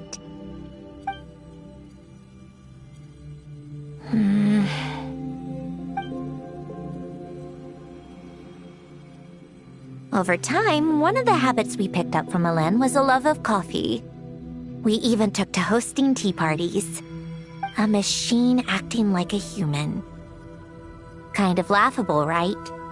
I suppose that's just what I'm used to. Yeah, that's just what we're used to. Hey, this place isn't half bad. Great spot for a party. More and more people seem to be showing up to my tea parties uninvited. Anyone care to explain? Can you blame me? I saw Columbina leading Capitano somewhere, and I had to see what that was about. I had simply asked Columbina where I might find Arlecchino. I have business to discuss with her, and Columbina suggested looking here. Tartaglia and I were unaware that this was a private gathering. Apologies for the intrusion. It won't be for long. Whatever. Just add it to the list of annoying things that have happened today. What's one more? Since you're here, you might as well stay for a cup of tea. See? Told you she wouldn't mind. Much obliged, Sandrone. Well, look who we have here. Good thing I brought extra desserts. This has turned into quite the occasion. Capitano, I was just about to go find you. Pardon the intrusion. Rest assured, I won't sully your gathering with talk of work. We can have our discussion later. Spoken like a true gentleman. A certain unmannered 11th seat could learn a thing or two. You know, you really should start being nicer to me, Rosaline. Or I might just snatch that 8th seat right out from under you.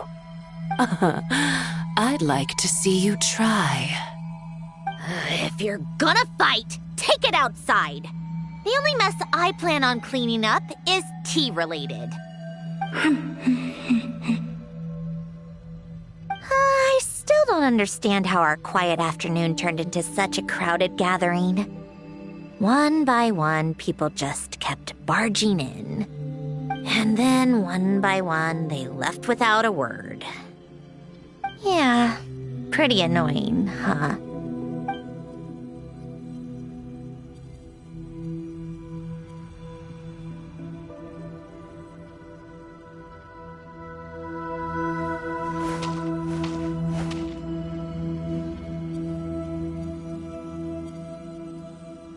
Of all my days with the Fatui, the times I spent with you, Arlecchino, and Rosaline, they were my favorite.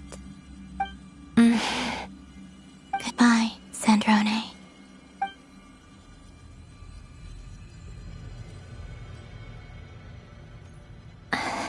Don't go, Columbina. We should have just said that. Why didn't we? If we had, would the story have had a different ending?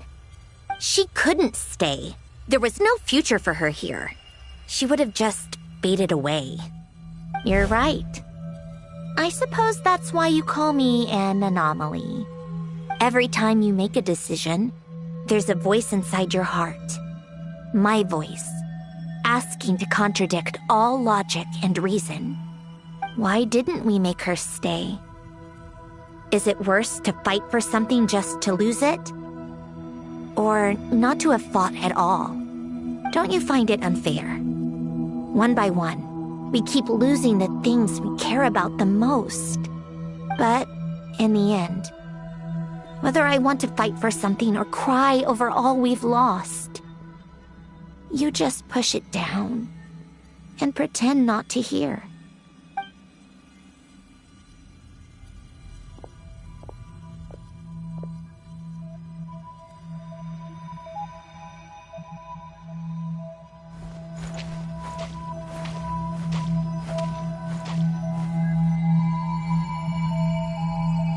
And now, even Polonia, the other half of Helen's legacy, the last remaining member of our family. Even Polonia is no longer with us. I did everything I could, but it's just like Helen always said. Polonia was one of a kind. There was no replicating what he managed to create.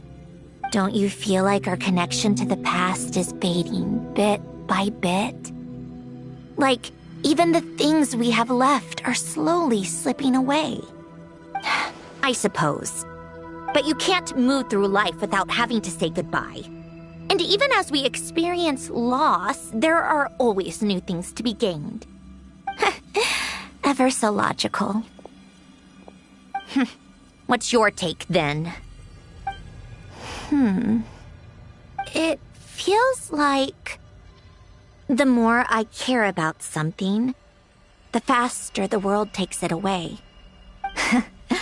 It sounds so stupid, but I can't help it.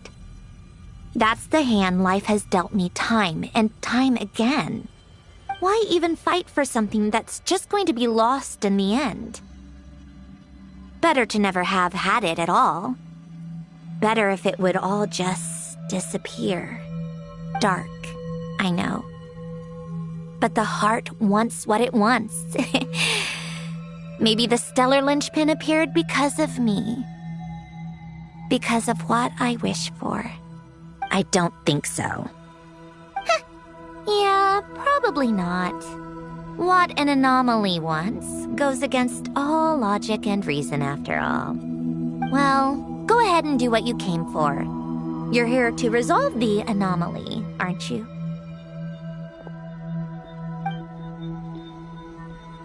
Yes. What's it gonna be? Keeping me imprisoned here like before?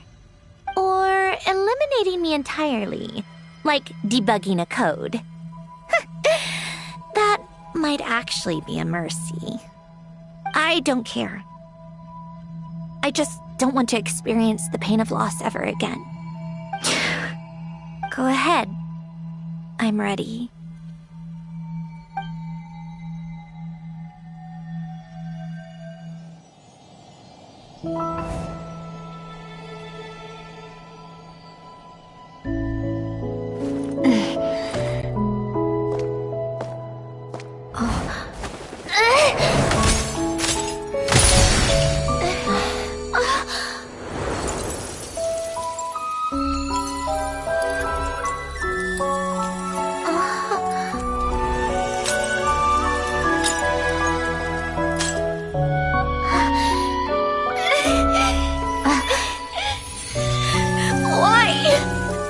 Why do we keep losing everything we care about?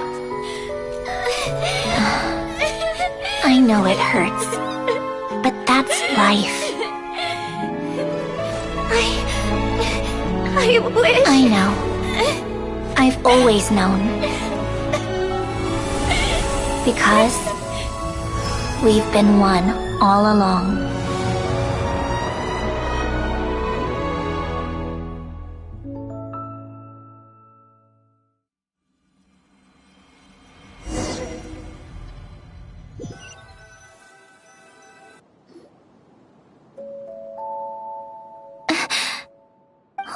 Sandrone? I'm fine. It's okay to cry, you know. Cry? You've gotta be kidding me. Save the comforting for someone who needs it, Paimon. The emotional side of my core algorithm. My emotion module has always been fully developed and operational. Ellen tried to tell me that too. I've just chosen to ignore her voice all this time. I suppose. Come to think of it, it's kind of like the aquarium on the ship. The aquarium? The old me took one look at it and saw something I would inevitably lose. So I stopped putting in the effort. Then, one by one, the fish all swam away, and the place became even more bleak and depressing. Pretty pathetic, right? Don't say that. A lot of people would feel the same. It just shows how much you care about what you have.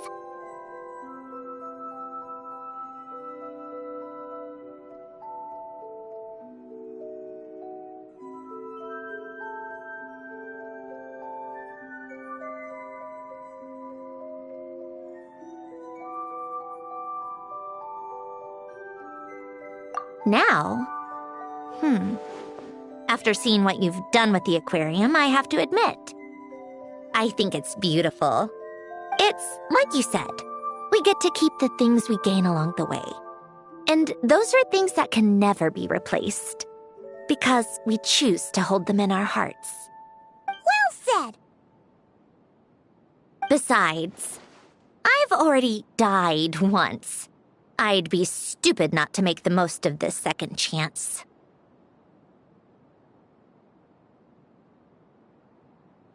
Right! Earlier you, or your inner self, mentioned something about her wish. What was it? You think that's something you can just ask, and I'll tell you. Think again. I may have accepted my emotional self, but I'm not about to go all soft and mushy on the inside and pour my heart out.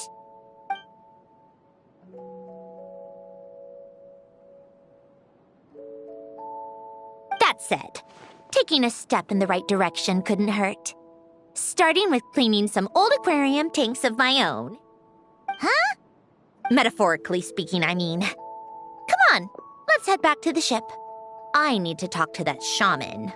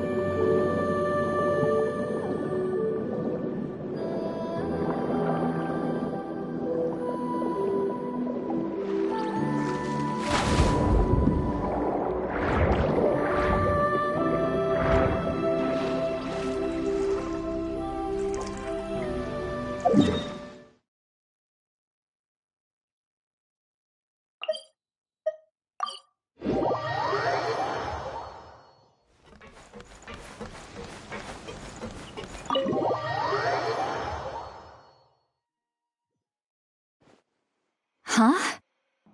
Resentful lost souls? You couldn't get comfortable sleeping near the opera Epicles, right? Well, I bet that's why. The Fountain of Lucine is where all the water in Fontaine gathers. So that's where the emotions within the water converge as well. Hold on. If it's souls we're dealing with, feeling uncomfortable should have been just the beginning. I should have been able to hear their voices or something. And under normal circumstances, I'm sure someone of your talents would have. The problem is, these souls are no longer complete. Remind me how they ended up like that again? You mentioned something about them being split apart? Yes, it's called soul severing. Renee of the Nartsitzenkreuz Ordo came up with it. After learning of Fontaine's impending doom, Renee thought if he could find a means for the soul to live on in perpetuity, it might ensure the world's salvation. Soul severing was the first step of his research. Unfortunately, his theory of the four orthants was imperfect at the time, and a failure along the way caused his physical form to dissipate.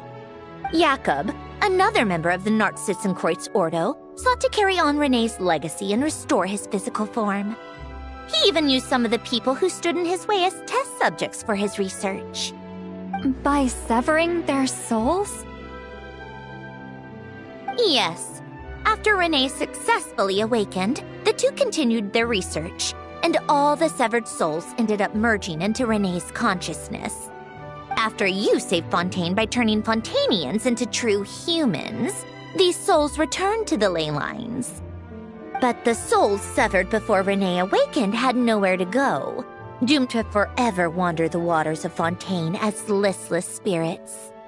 Almost as if they exist outside the bounds of this world, unrecognized by the ley lines or fate. No wonder I couldn't sense them.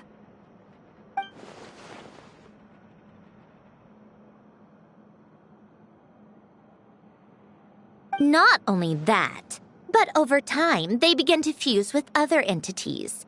Their inner resentment lured in all sorts of evil beings, which corrupted and defiled them into nothing more than accumulations of filth. But the full transformation must have been recent. Otherwise, the Udex surely would have noticed. Wait, no, he must know already. That would explain the underwater melazine patrols. No wonder I kept running into officers from the Mara Chaussee Phantom earlier. In that case, let's go find Nervalette and we can sort it out together. No, not just yet. Why not? For one, the diplomatic castle alone would be a nightmare. Even though I haven't reported back to Snezhnaya yet, I'm not planning to leave the Fatui anytime soon. Besides, with me here, success is a done deal. Involving other people would just complicate things. All I need is for Miss Citlali to help pinpoint the location of this monstrosity. Think you can do it? With my eyes closed. This is what I do. I'm a lot better at it than manning a desk, at least. But, how exactly do you plan on resolving this soul stuff? Even to me, there's no obvious answer. Seems pretty complicated, all things considered. Just trust me. I have the perfect solution. Oh, all right. If you're that confident, we'll follow your lead. Why the sudden interest in helping Fontaine with this, Androne? You never knew Renee and the others, right? No, I didn't. And you're right. This problem has nothing to do with me. I wouldn't get within 10 feet of the Nartsitzenkreuz Ordo or its members. But in his later years, Elen told me he regretted not helping his best friend when he needed it the most. He also felt sorry towards Marianne for being too lost in his mechanical research to look after her properly. If he were still with us, I think he'd do the same. He might have a few choice words to say about it, but even after everything, he wouldn't leave his friend's mess for someone else to clean up. Friends shouldn't hold grudges or leave behind regrets. Fixing what happened between him and Renee was one of his greatest wishes. All I'm doing is fulfilling it in his stead.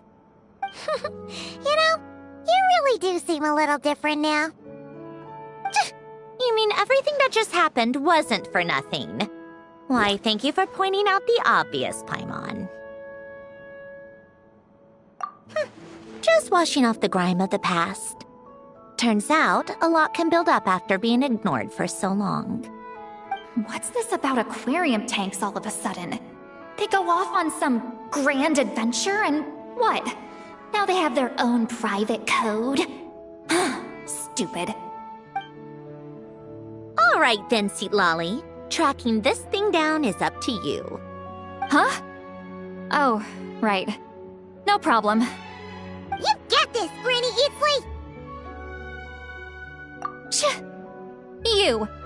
Come with me to Hotel de Boer for a drink. Right now. Why? Because I said so! Miss Guillotin, I'll report back on the location tomorrow morning. Just need a drink or two first to bolster me up. Well, don't let me keep you. All right, you. Time to go. I've got scores that need settling. Huh?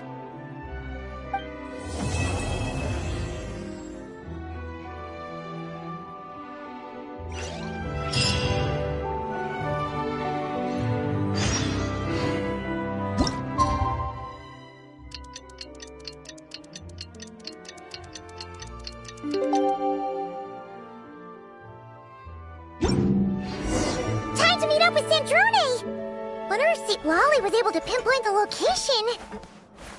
Well, we should know soon. Let's just hope it all works out.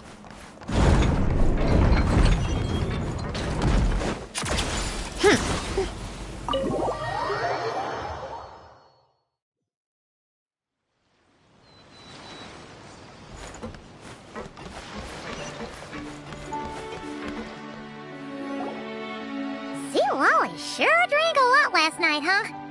Wonder if she's even awake. Good morning. Columbina! Oh, you sure know how to make an entrance. What are you doing here? We just finished filming a last-minute scene, so I came up to get some fresh air. The others are still down below discussing what the final scene should be. You mean, how it should end? Yes, they're torn between whether the heroine should reunite with her old friend or not. Ah, because the whole point is that she came to her friend's homeland to search for her, right? Oh, Paimon almost forgot the plot! Yes. Director Farina and Miss Chiori think a tragic ending where the two never meet would be more poignant. But Director Xavier thinks having the two reunite would make for a more touching and heartwarming ending.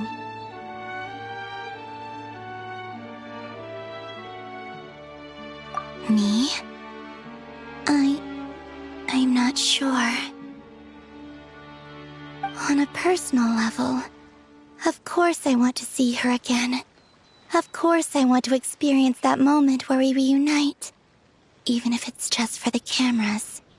But that means an actor would have to take her place, and that makes me feel... Oh. Huh? Yeah, don't look so worried. Making a film is supposed to be fun. But besides, it's all gonna work out. You can trust Paimon on that. Work out? How? Well, you know.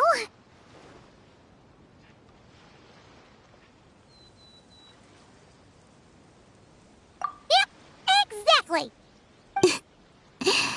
Okay, I trust you. I'll just focus on having fun for now. Well, well, look who we have here. Traveler and Paimon. Oh, the lighting specialist and clapper loader that never were. Yeah.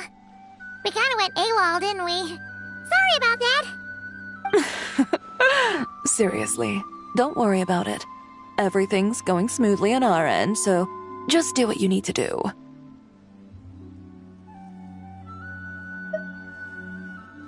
You seem to be in better spirits now, Miss Columbina.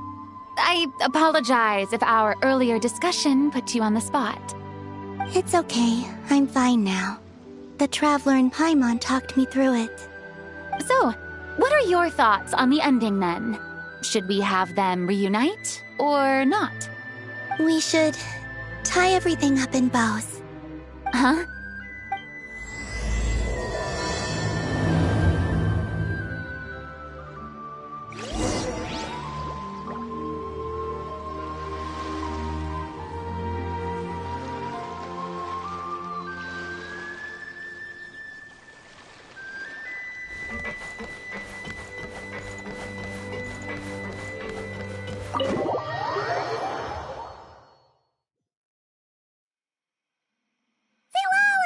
We're here!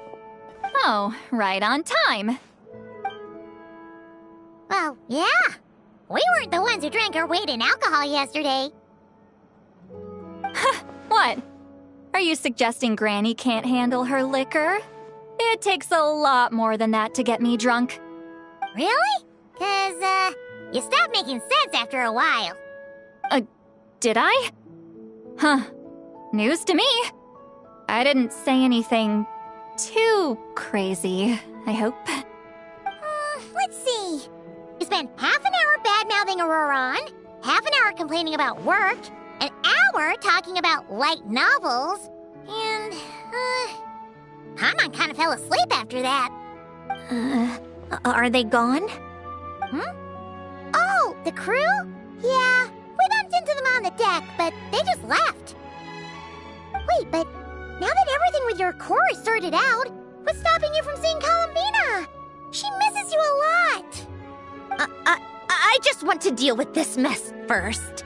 Besides, this is a perfect chance to make her jump for once. I have to plan it out more. But enough about that. Were you able to pinpoint the location of our target? Of course! When Granny Eatsley promises something, she delivers. Great, let's see. The Morte region. Wait, this is the Tower of Gestalt. The place the souls were severed. Is that the source of the resentment? Or is it the Narcissenkreuz Ordo in general? Let me come with. This thing's movement isn't fixed. If it's not at this location when we get there, I can use a ritual to summon it. You've already gone to more than enough trouble.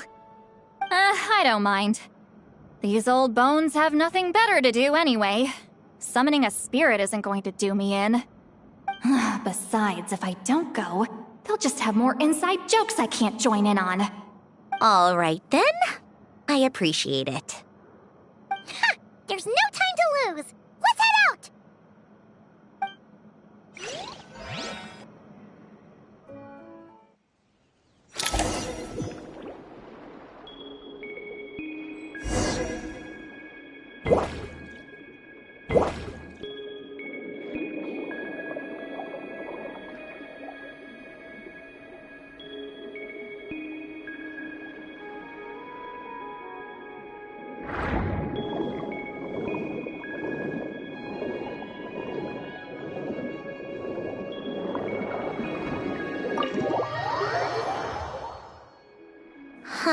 No sign of it so far.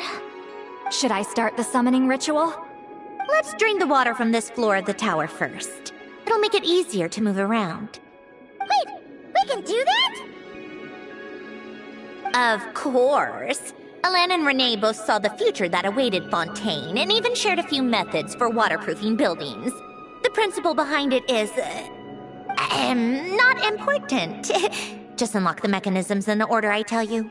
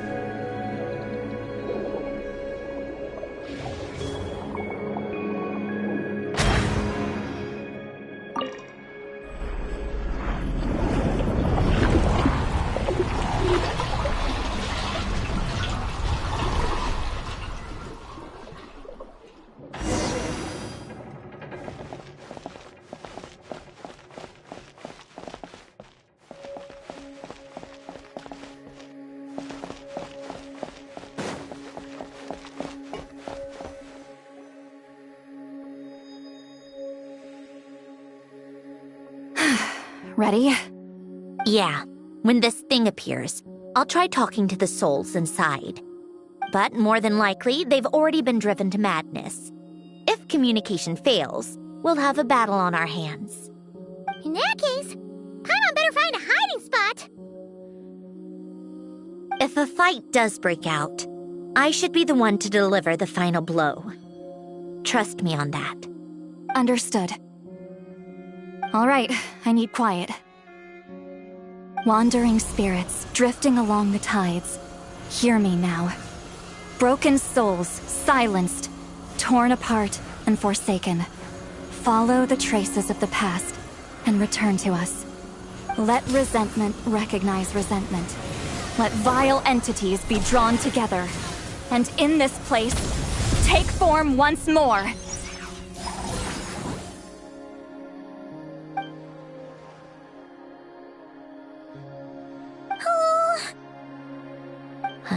What now? Is that it? This is exactly why I deal in math, not magic.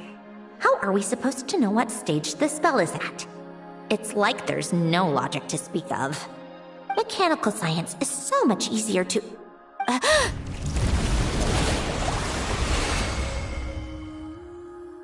Watch out!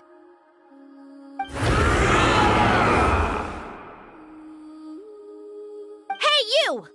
Or whoever's inside of you. I need you to listen to me. I'm a descendant of Fontaine's Lord Artificer, Hélène Guillotin. I can make you whole again and return you to the ley lines. You just need to work with me here. Centrone!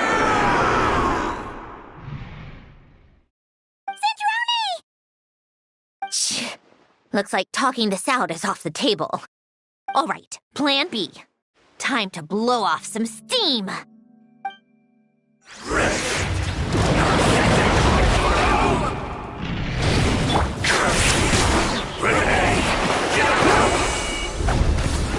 You're cursing out the wrong person!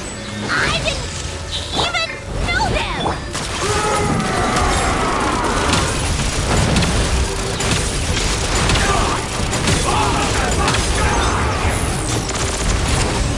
Most of them aren't. But you still have a chance to return to the ley lines and reunite with your family! Just work with me here!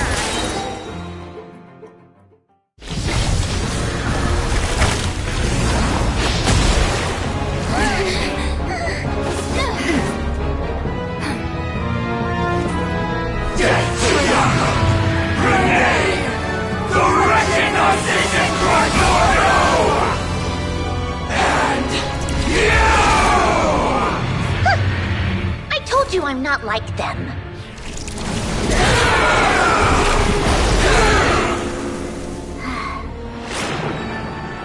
I'm stronger. Inverted. World formula. Reversion.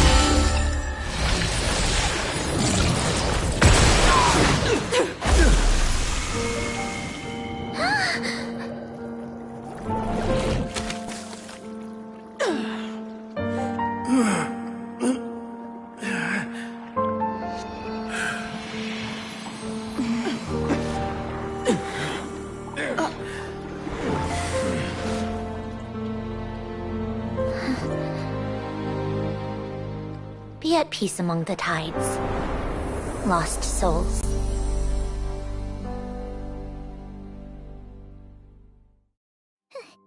Is it over? Yep, told you it'd be a piece of cake. How did you do that back there? That creature was nothing special. Add a bunch of souls with nowhere to go, a touch of malicious energy, a few impurities, and a whole lot of resentment. And that's what you get.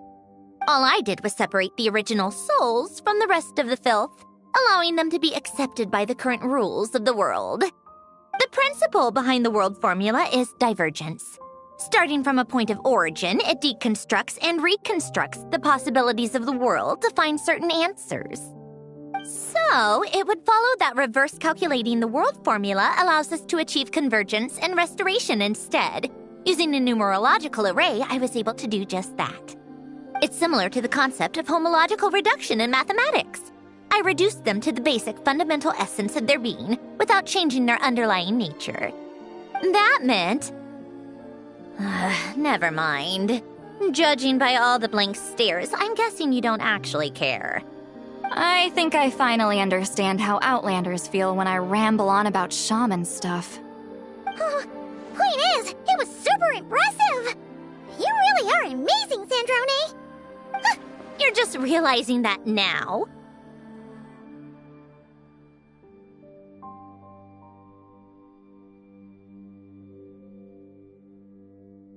Ahem. Enough about that. We should get going. I'll go reset the mechanisms inside the tower. See you back on land.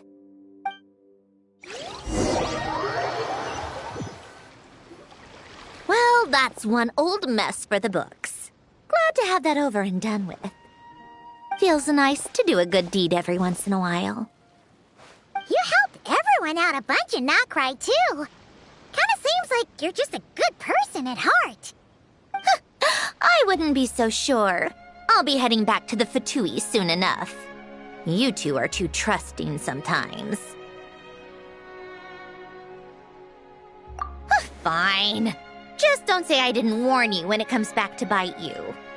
Well, where to next? Back to the ship? Yeah!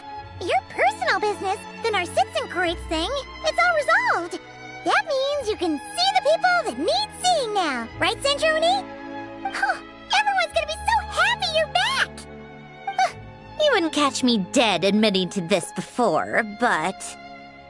yeah, I really have missed everyone. Columbina's a special case, though. This time, I'm definitely getting her back for all her annoying antics over the years.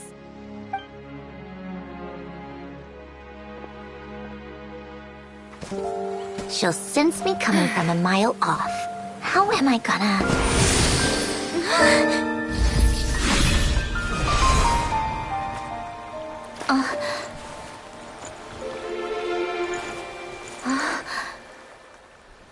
Sandrone? Is it really you? You're back? You didn't tell me. You avoided me. Why?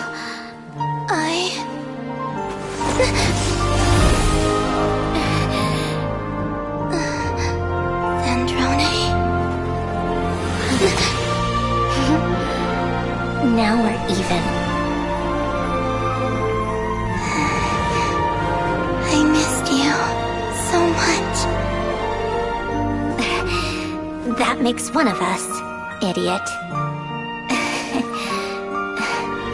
I'm here, Columbina.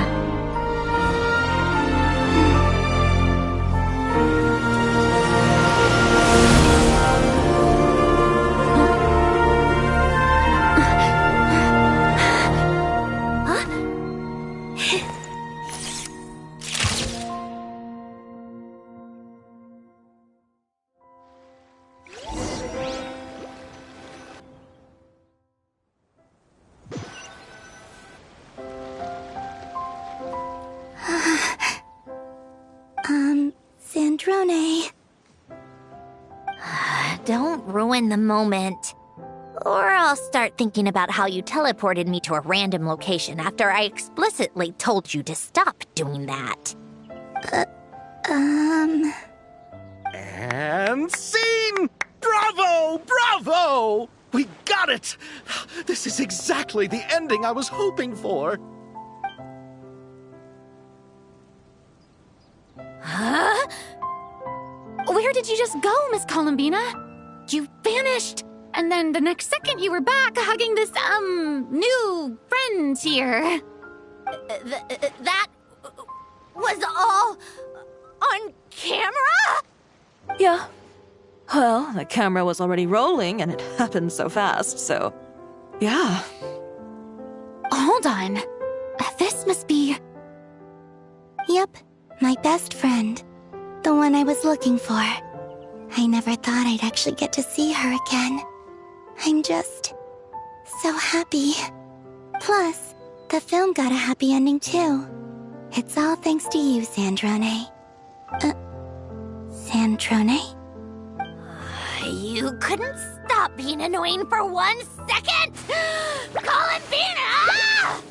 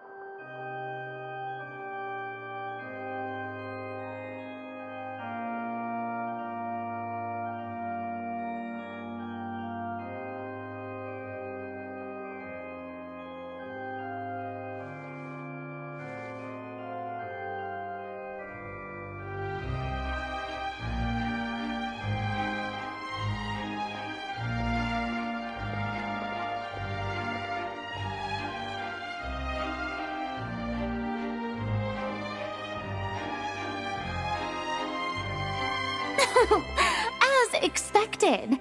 Going to the opera house is the true way to enjoy a film. You get to see the audience's reaction in real time, too. The ending seemed to be received quite well.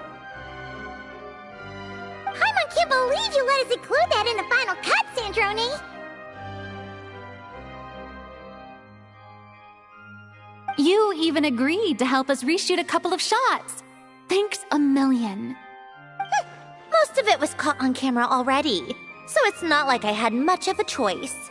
Besides, the film I'm in is going to be anything less than perfect. What are you laughing at? Nothing. It was just interesting to see us on screen together. I'm glad this moment is going to be preserved forever. Just a pity we didn't take home the Farina Award this time around. Well, artistic films can rarely compete with commercial ones. You should have prepared yourself for this the minute you changed the script. True. Oh, did I hear someone mention the Farina Award? Come on, don't gloat. I won't.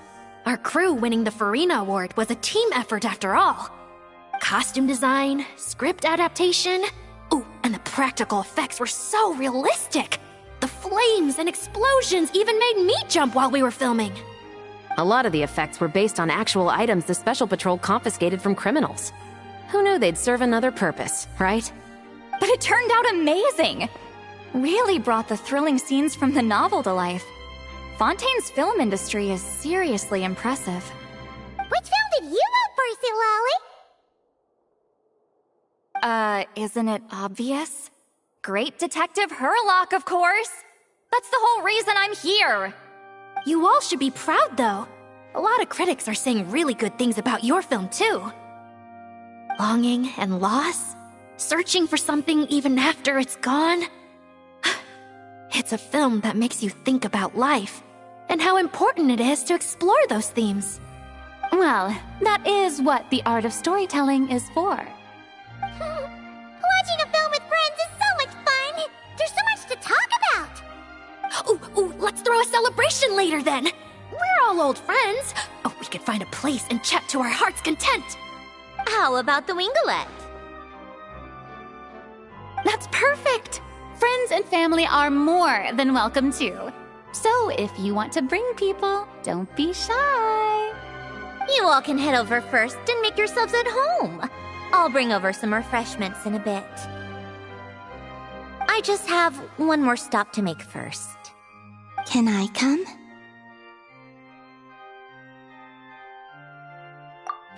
Fine. Not like you'd listen if I tried to stop you.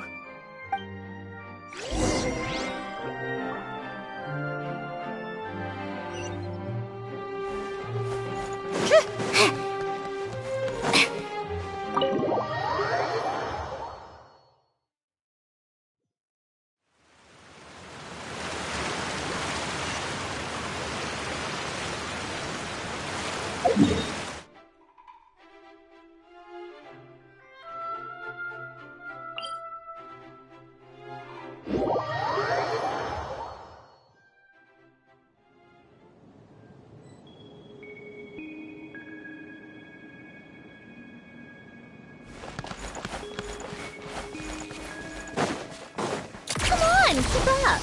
Pick up the pace.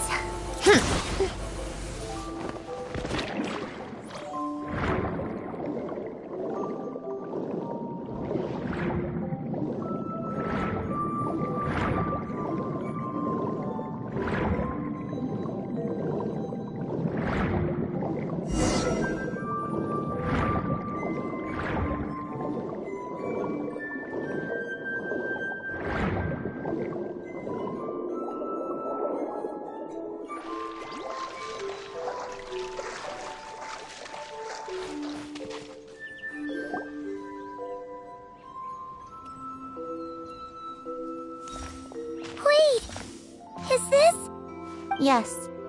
Here lies Lord Artificer, Elaine Gaeltan. this is his grave. Oh. I'm sorry, Ellen. I'm sorry this is the first time I've been back since leaving Fontaine. I should have come to see you more often. I got your gift.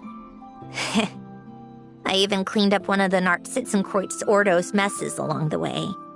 Our home is just as quiet and warm as it always was. The flowers in the garden are still thriving. I'll make sure to tend to them more often from now on.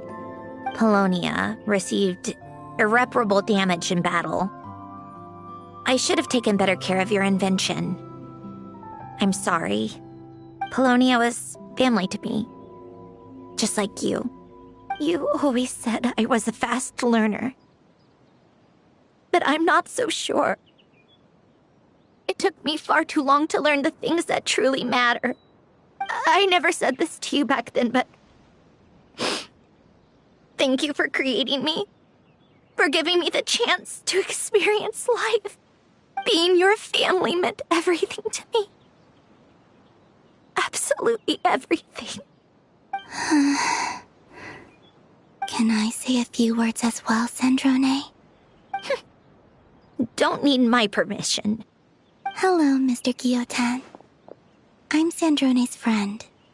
You don't need to worry. Sandrone is doing great. Not only is she a brilliant scholar, she's made a whole bunch of friends, too. And she takes great care of them. As if. She'll never admit it, but she's always there when her friends need it the most. I wouldn't even be here without her. So, if she ever needs help, her friends will be there in a heartbeat, including me. That's what best friends are for. Columbina. What else? Oh, she likes drinking bitter coffee, listening to piano music when she can't sleep. Turns out she even likes giving hugs. No, wait! Don't tell him all that! Huh? I don't understand. I didn't think you'd want to hide things from him. Well, yeah, but there are still things I don't want to say. Okay. I'll come by myself and tell him for you then. That's not what I meant. All right. Enough with the speeches. If no one has anything else to add, let's just leave it there. Should we say a few words too? Kinda seems like Columbina said it all.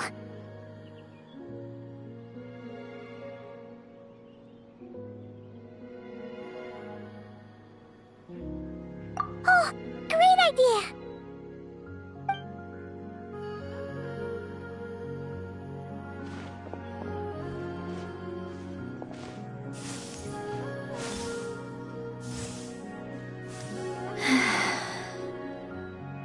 Goodbye, Ellen.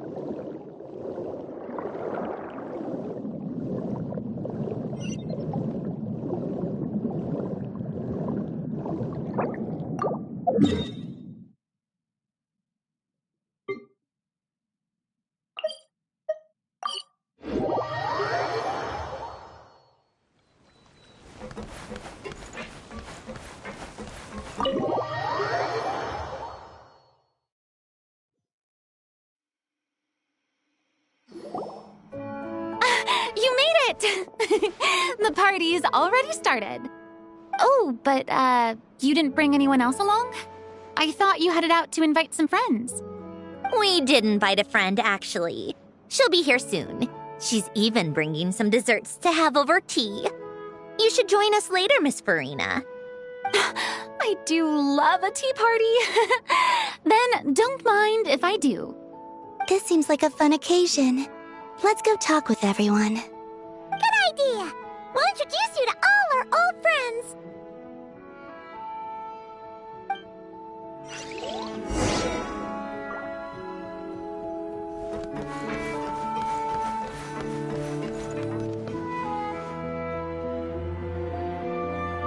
You made it. Sorry for starting the celebrations without you. No worries at all. We're just glad everyone's having such a great time. Oh, right. You've probably seen them around already, but let us introduce you for real. This is... Miss Columbina and Miss Guillotin, right? Oh, we saw the film you were in. It was so touching. Yep. This one started bawling her eyes out right next to me in the theater. I know. I didn't bring nearly enough tissues. Thanks. We saw your film too. I memorized all your names. Oh, guess we can skip the introductions then. Our effects were pretty over the top, right? Some of the extras in the big scenes were actual members of the Spina di Rosula. So basically, your contribution was creating realistic-looking chaos. That wasn't the only realistic aspect. Miss Chevres and Miss Emily were also kind enough to lend their expertise on criminal investigations and forensics. Oh, it was nothing. I was just honored to take part and help out. Wow! No wonder your film turned out so good. You basically had an expert in every field. Talk about a stacked crew. Oh, speaking of, want to join in on a round of tabletop troupe later, Miss Columbina and Miss Guillotin? I mean, what better place for a party than a party? Here we go again. That sounds interesting. Yes! Persuasion successful! What about you, Miss Guillotin? I guess one round couldn't hurt. Critical success!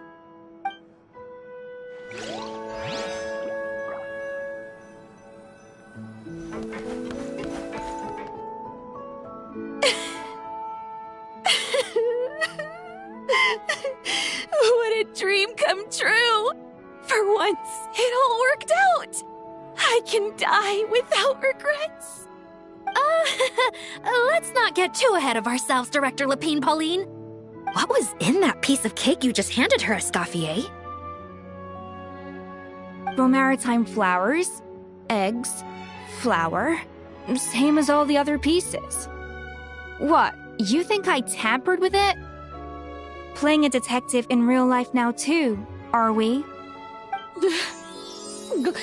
Oh, it's so delicious! I'm so happy! My life has peaked!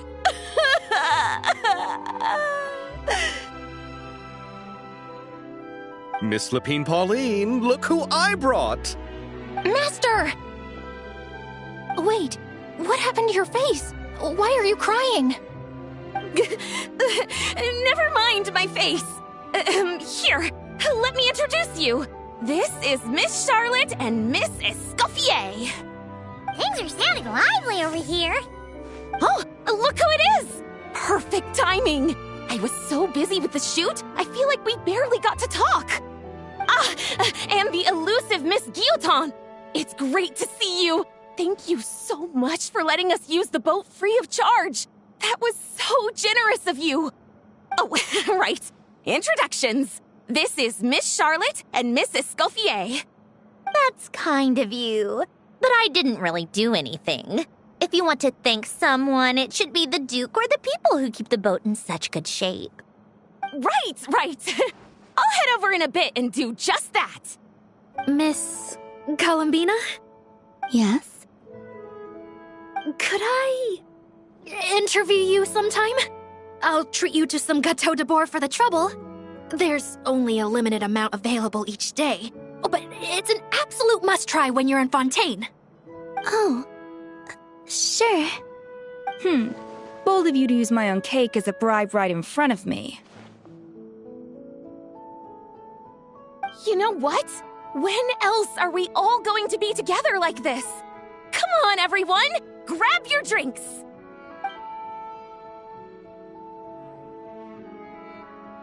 Are we going to toast? Yup! Come on! Sante!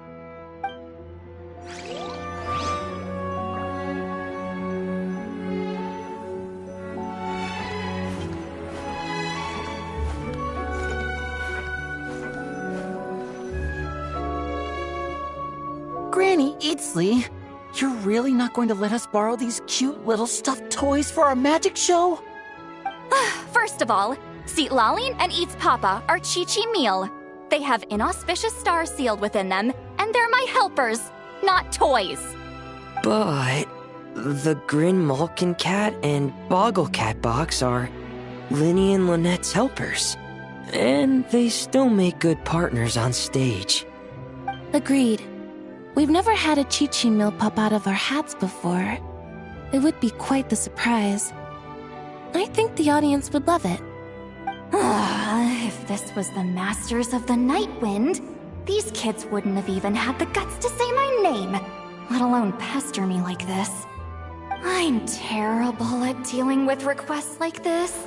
Oh, Traveler, quick, save me! You think you're so funny. Lady Sandrone. Lady Columbina. Hello.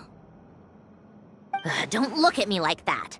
I don't have any mechanisms for you to break. Don't be fooled by my sister's demeanor, Lady Sandrone. She's just as delighted as the rest of us to have you back. Well, I suppose when I'm not so busy, I could find some time when Arlecchino is around and bring over a few gifts to the House of the Hearth. You're too kind, Lady Sandrone. I'm sure just your visit alone would make Father more than happy. I just need to borrow them for a bit. I'll pull them out of my hat, give them a quick hug, then give them straight back. When did hugging become a part of it?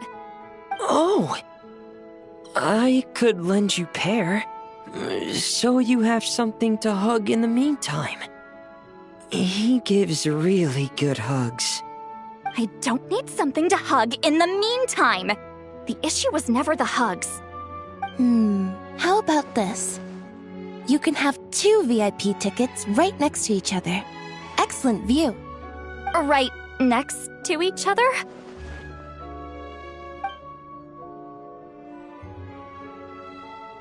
Yep, super quiet. No one will bother you. I'm sure you'll have a great time. Fine.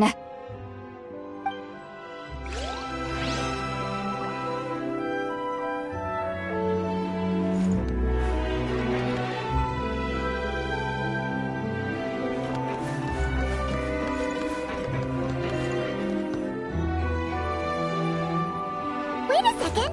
Mr. Baptiste and Veronique! You're here! Friends of yours?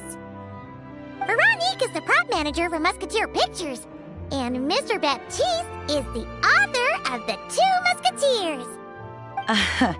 Yeah, former prop manager. Now we're just 2 criminals serving our time. Thanks to Duke Risley and Nurse Sigewin looking out for us. Not too bad, actually.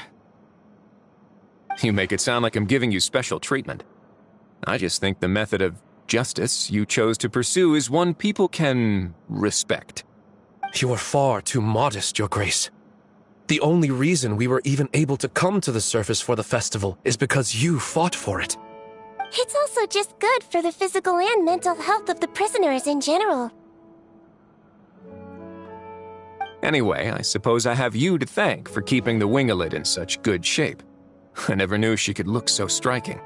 I didn't do anything special. It was mostly the Traveler and the others. Don't sell yourself short, Miss Guillotin. You are the current captain, after all. In light of that, I have to ask, do you mind if I leave up some of the installations so the people back at the fortress can also enjoy the aquarium? Huh? Like I said before, I just think it would be good for the inmates who clean and maintain the Wingolid to see their work put to good use. Besides, maintaining an aquarium is sure to be a lot more interesting than scrubbing rust off the walls and deck. Of course I don't mind. I'm grateful you even want to keep it. Great. Then it's decided. That's amazing, Sandrone. We should go hang out at the Fortress of Meripede later, then. You do know you just invited me to hang out in prison, don't you?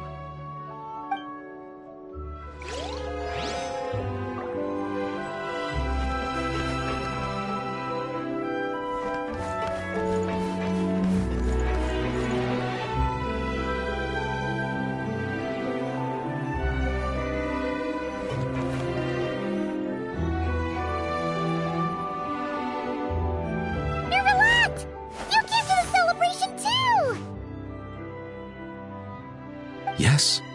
I can only hope my presence does not make anyone ill at ease. Who's this? All right! This is Nervalette, the Udex of Fontaine. And this is Columbina and Cendrone. Greetings. Hello. These two must be the Fatus and former Fatus related to the recent incident in Nodcry. I read about them in the diplomatic report. The Udex? Oh, the dragon that cries a lot. Oh, well... Jeez, Columbina. That's your takeaway from all those Fatui meetings? Seriously? Is that truly how I'm portrayed in the Fatui's intelligence? You must put a lot of people in prison then. Well, it would be more accurate to say I pass judgment on their crimes. All trials in Fontaine strive for fairness and justice, so as to avoid imprisoning the innocent. So, only the people who deserve it get sent to prison. Well, deserve is quite a subjective metric, is it not? At the very least, I can promise that in every trial over which I preside, I make every effort to deliver a fair verdict.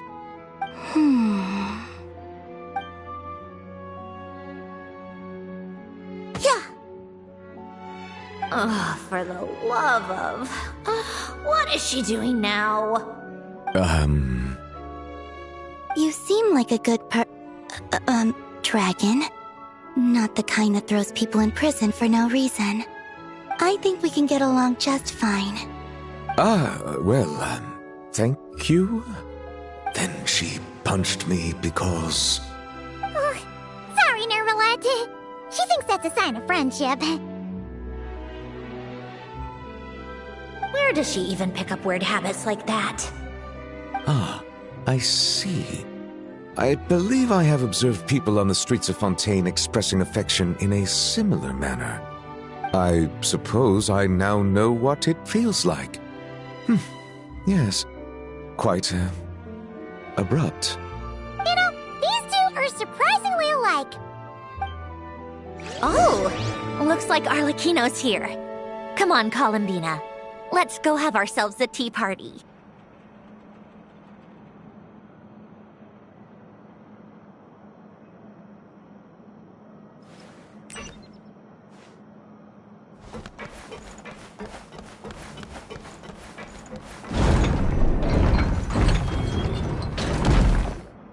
Well, it's been quite some time since the three of us gathered to drink tea like this. Yes, but your tea is as good as ever, Cendrone. Of course it is. The pastries you brought aren't half bad either, Arlecchino. I'm glad to hear it. Are they to your liking, Miss Farina? If I remember correctly, this particular cake is your favorite. Yes, thank you. The tea and pastries are absolutely delicious. I can't believe I'm casually sipping tea with 3 harbingers. Or are some of them former harbingers? Who knows?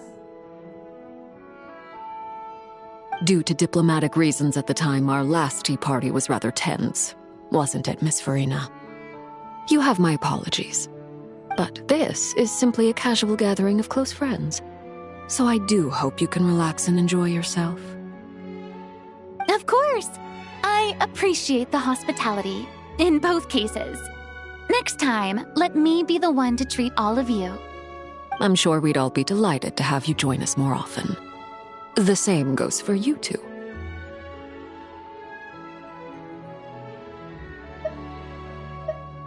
Of course we should do this again! We've all been through thick and thin together by this point. This is nice, Cendrone. It reminds me of the happy times back in Snezhnaya, when things were so lively. Yeah. To be honest, I never thought these gatherings would feel this lively ever again. Well, I think I speak for all of us when I say we're truly glad you're back, Cendrone. Me too. I've realized that holding on to what matters doesn't just mean protecting what you already have. By reaching out and striving for something new, You can gain much more than you think. No, that certainly doesn't sound like something the old you would say. Well, I'm only going to say it once, so don't get used to it. Who knows? Perhaps your tea parties will only get livelier from here on out. Once you return to the Fatui, we'll have more opportunities to keep in touch in any case. I want to spend more time together too. But I don't want to go back to the Fatui. Well, Nodcry isn't too far from Snezhnograd. It shouldn't be hard to find a place where we can all get together. Oh, and then I can sing for you. Or put on some of your favorite music. Just like the old days. Speaking of music, I spotted a mechanical piano below deck. Is it yours, Miss Guillotin? Yes. Reclaimed, I suppose you could say. Why don't you play something for us? Huh? In front of all these people? Yes, why not? You play so well. Yeah, come on! Just a little, please? For the love of... Fine! One piece, and that's it.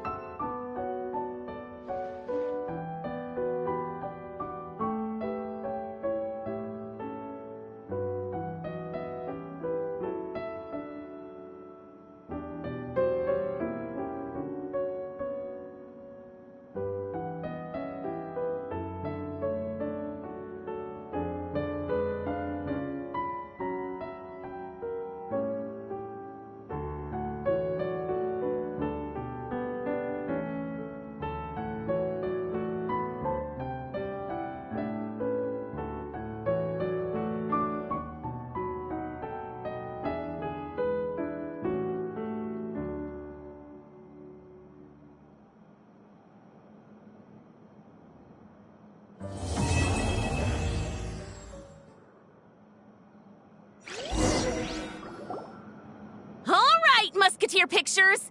Everyone ready? I'm not sure I should be in this one.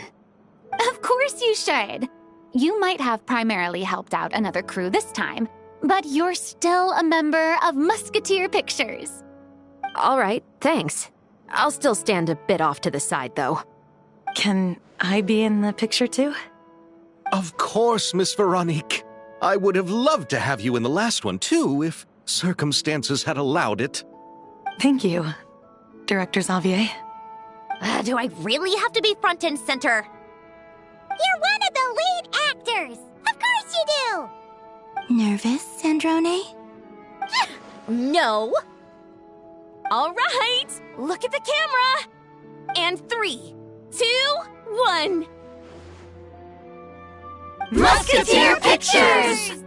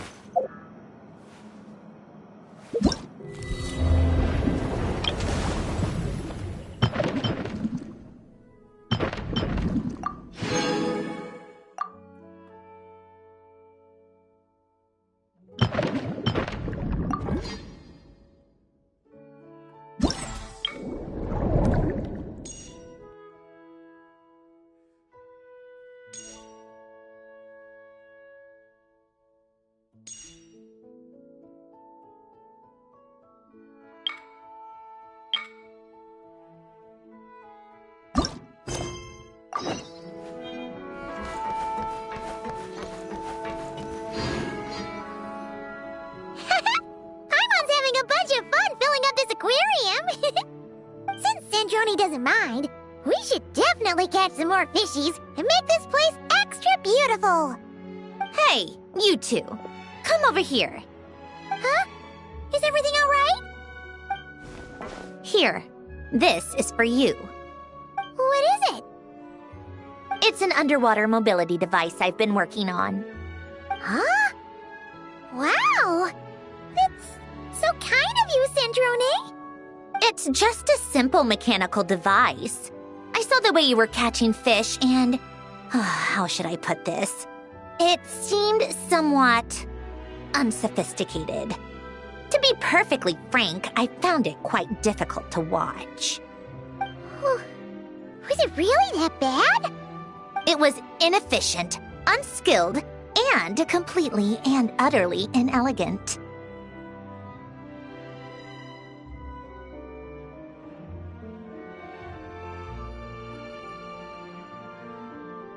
No need to apologize.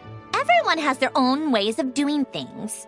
But seeing as you plan to keep adding to the aquarium, it might be best if you use this device.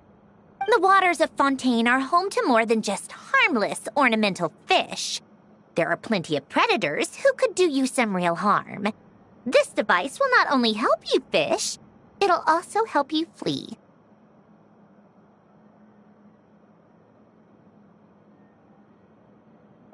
All right. Oh, and if you're going for a swim, go now. And don't forget to tell me what you think of the device. I can always make more adjustments if you have any feedback.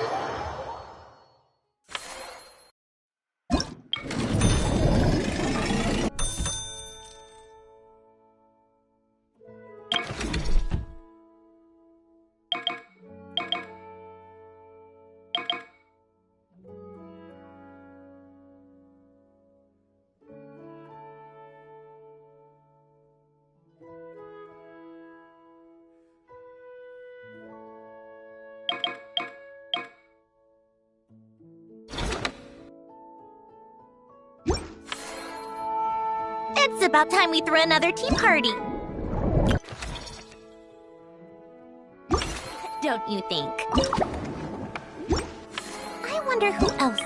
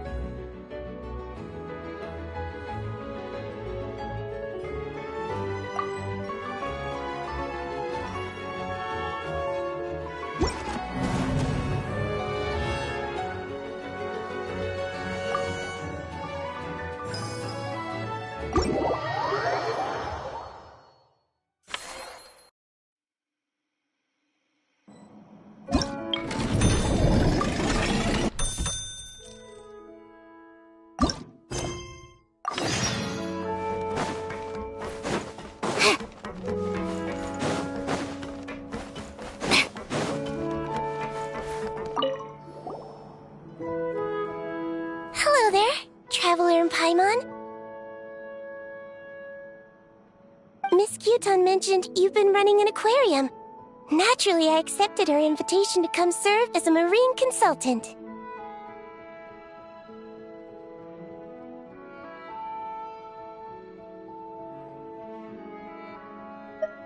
Great! With head nurse Siegeween around, we won't have to worry about the little fishies getting sick. Since you asked me to look after the animals at the Chevalmoran Film Fantasyland, I've picked up a few tricks of the trade. It turns out looking after animals isn't all that different from caring for patients. Well, the well-behaved ones at least. But that's the thing. Not all fish are well-behaved. So on top of looking after the ones you already have, I have a few ideas for inpatient therapy that I'd like to discuss.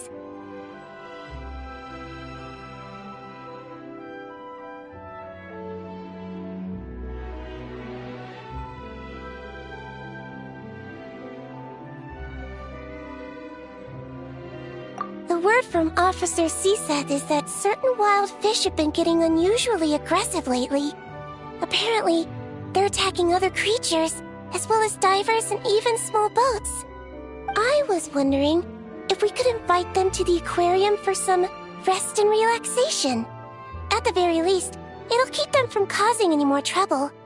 Once they're here, I can look for a way to cure their sudden bad temper.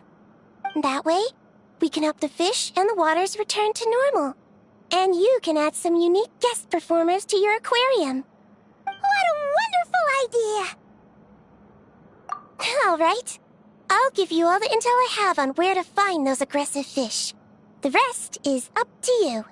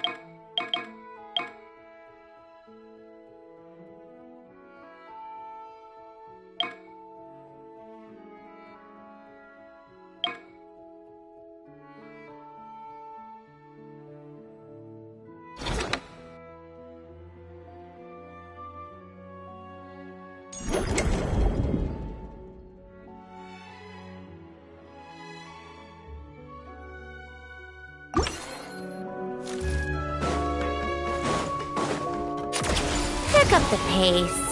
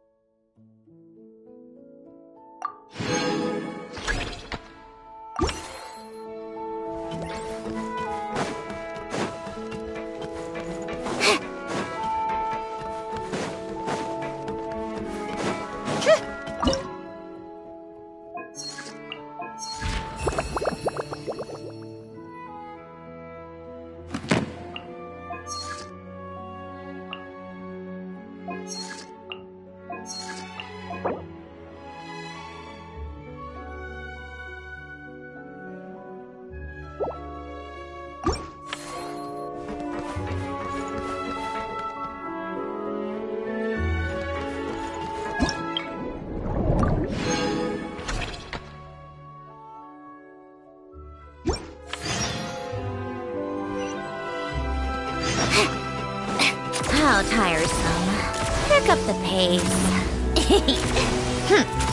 Pick up the pace. Oh, you've been bringing back so many fish lately.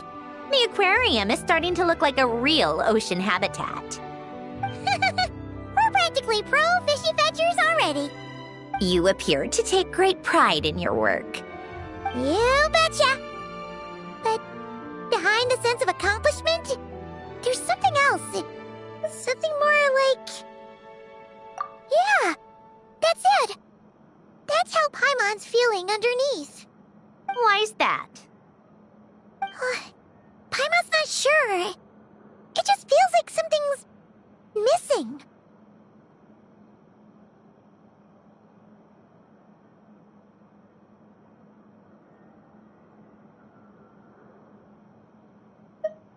Oh, that's it. We're missing visitors to come and admire our amazing handiwork. You're saying you want to open the aquarium to visitors? Would that not be okay?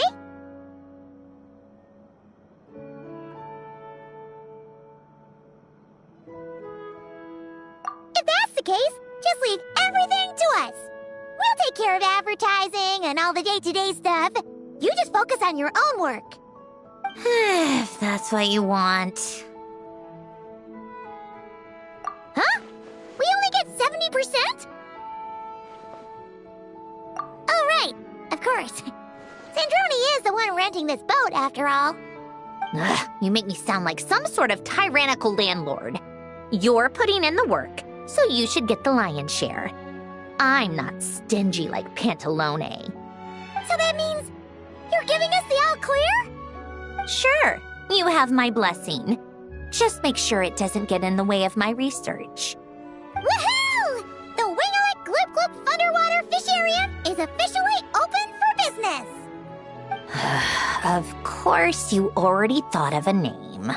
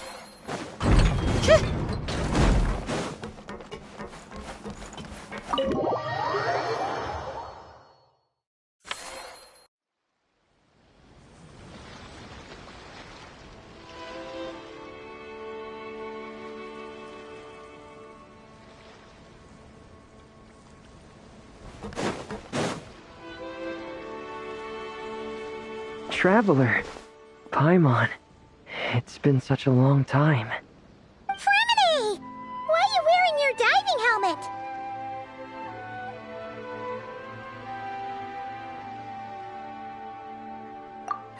helmet? Things down there have been a bit hectic lately. There are so many more divers right now, all in a frenzy to salvage sunken cargo. All I can do is try my best to lend a hand. The sooner we finish cleaning up, the sooner these extra divers can go back to their day jobs, and the sooner the seas can go back to their usual peace and quiet. I see. It must be really hard for you to adapt to all the commotion, huh? Thanks for your concern, Paimon. It's not all that bad, though. I've actually made a few extra finds. Things like unclaimed jewelry and antiques. Father said that if I salvage any pretty or valuable things, I should bring them here. She said you'd be able to find a use for them. Huh. Arlecchino sure is thoughtful. If you've got any pretty-looking ornaments that nobody wants anymore, we could use them to decorate the aquarium. Or even better, why don't we go salvaging with you? Are you sure? I wouldn't want to waste your precious time. Don't you worry about that. You already said we can keep any ownerless goodies you find. But how can we let you do all the work yourself? Taking the fruits of someone else's labor while we sit here twiddling our thumbs doesn't sit well with Paimon.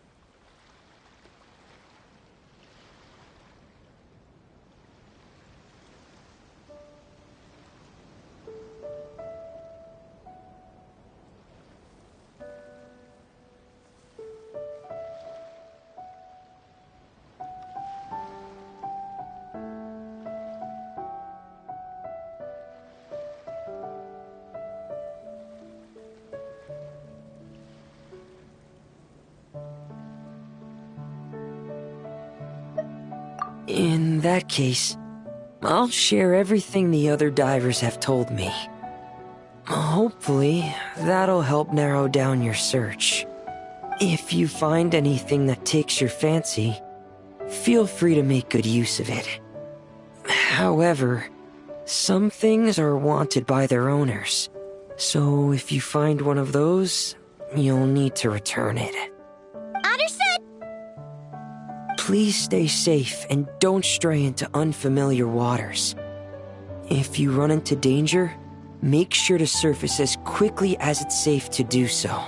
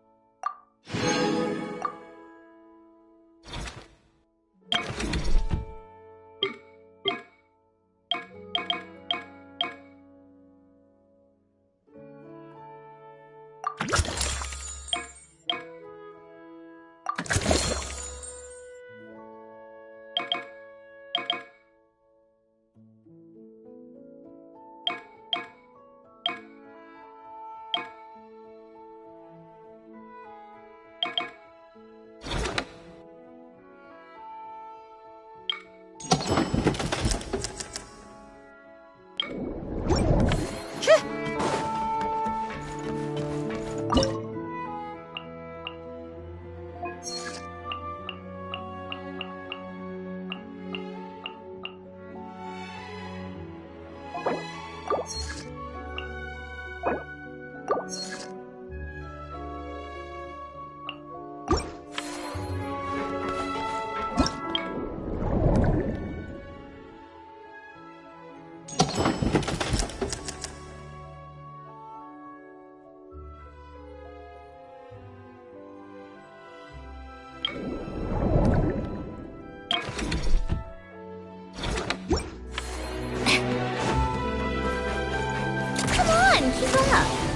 the pace.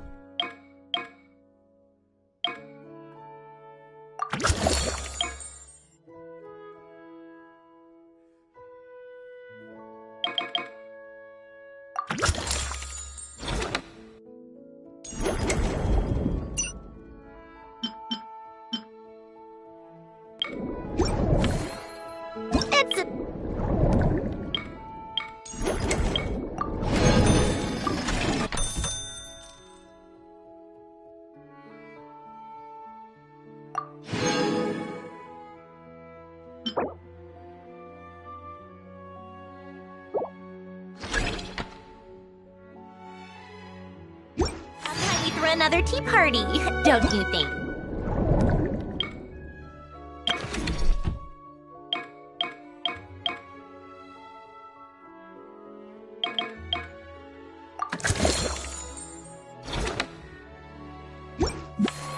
I wonder who else is free.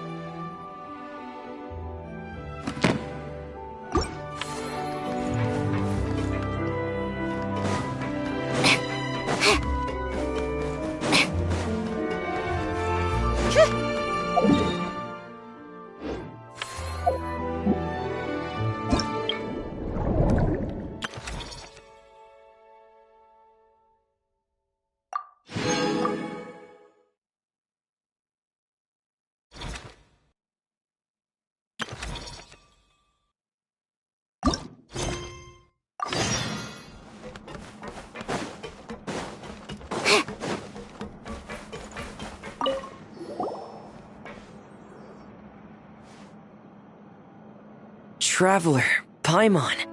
Don't worry, I know what's up. It seems that the reason there have been so many divers around lately is because everyone's trying to clear away all the underwater junk. They're trying to get the environment back to normal as quickly as possible. If that's the case, I should really double down on my own efforts to help. If the underwater pollution gets any worse, the colors of the Rome maritime flowers will fade. And that's not all. I don't want to think about all the awful things that might happen. Let's work together to clean up the sea! Hey, Fremini, we found this pretty awesome-looking thingy underwater. We think it might be part of a musical instrument. What do you think? Sure. Oh, wow. This is really intricate. I've studied a fair few mechanisms, but I've never seen anything this detailed or unique. Looks like it's missing some components, though. You'll need to find the rest if you hope to restore it to working order. That's all right. We're not in a hurry. Though, Paimon is curious to see what it looks like once we put it back together. Alright, I'd better head back down to help with the cleanup. You two enjoy your rest. We will. Make sure not to work too hard yourself.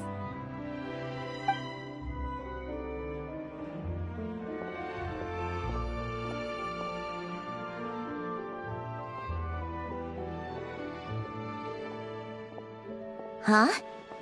This thing. Did you fish it out of the sea? We sure did. Do you know what it is? More than that. I know whose it is. I used to sit in the garden and play this thing every day. Huh? So, does that mean it's yours? It was once. It's a mechanical piano that Hélène invented.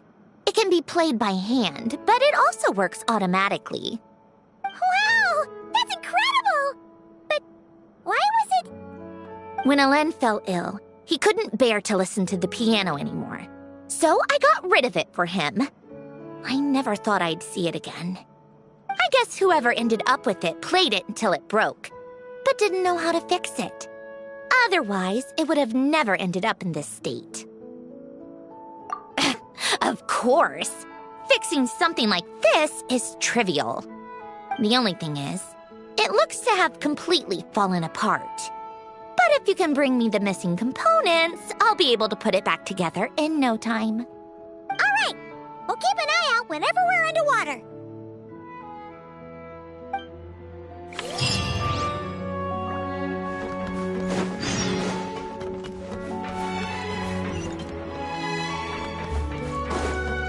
Come on, keep up. Pick up the pace. Take a break, pick up the pace.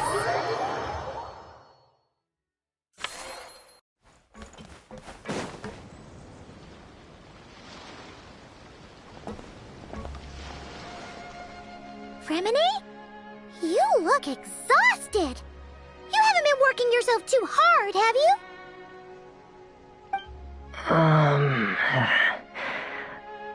Hey!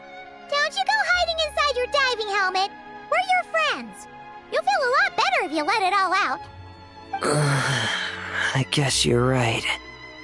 I bumped into a real piece of work while diving just now. A real piece of work? Yeah. How can I explain it? According to Fontanian law, if an owner of sunken cargo accepts an insurance payout, the cargo becomes unclaimed property. Because of this, some people see diving as a way to get rich. They salvage things others have lost and sell them for more back on dry land. This line of work doesn't require much skill, which means there are plenty of divers who are, well, the sort who only care about money. They often resort to barbaric means to drive away fish and blubber beasts, just to gain access to valuable salvage. It's largely because of people like them that I don't pick up certain commissions. So that's what's bothering you. Huh. Paimon can really sympathize with how you feel. Just now, while I was diving, I ran into someone driving away the wildlife. I mustered up the courage and managed to stop them, but it ended with them saying some pretty unpleasant things. Oh, it's awful.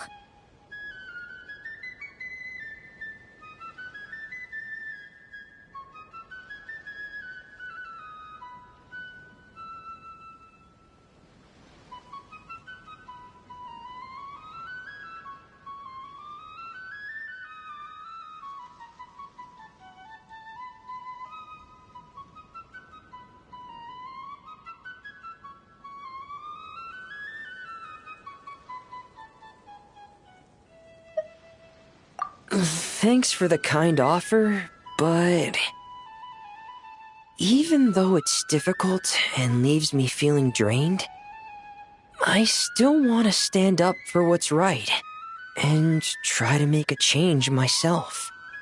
I love swimming underwater, seeing the patterns of barrel conches, feeling the breath of the maritime flowers. When the underwater world accepts you, it responds with kindness. I believe that's how we should interact with nature, rather than just selfishly taking whatever we want. Wow, Fremine! Paimon thinks everything you just said was great.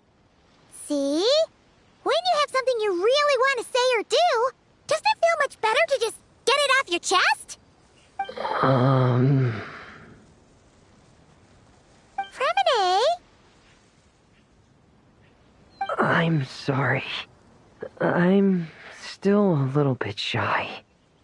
But don't worry. I'll keep working on it.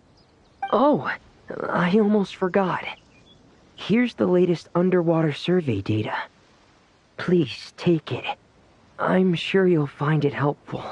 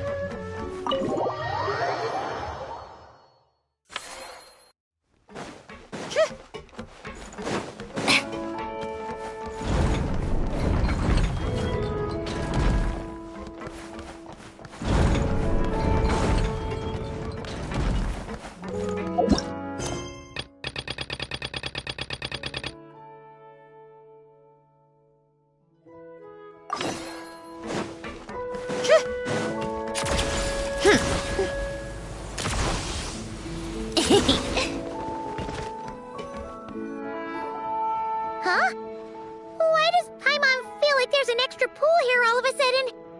What does that sign say? Danger! Keep away! Oh, what does that mean? It means exactly what it says. Ah! Centrone! You made Paimon jump! Did you put this sign here? Yes, with the intention of keeping any curious cats well away. What's so special about this pool? It's full of piranhas. Ah! Oh, just kidding. Don't tell me you actually believed that. I learned that a few fish in the aquarium are highly territorial and can get rather aggressive. So, I moved them here. Don't scare Paimon like that! So, this place is like a special quarantine zone for aggro fishies? Exactly.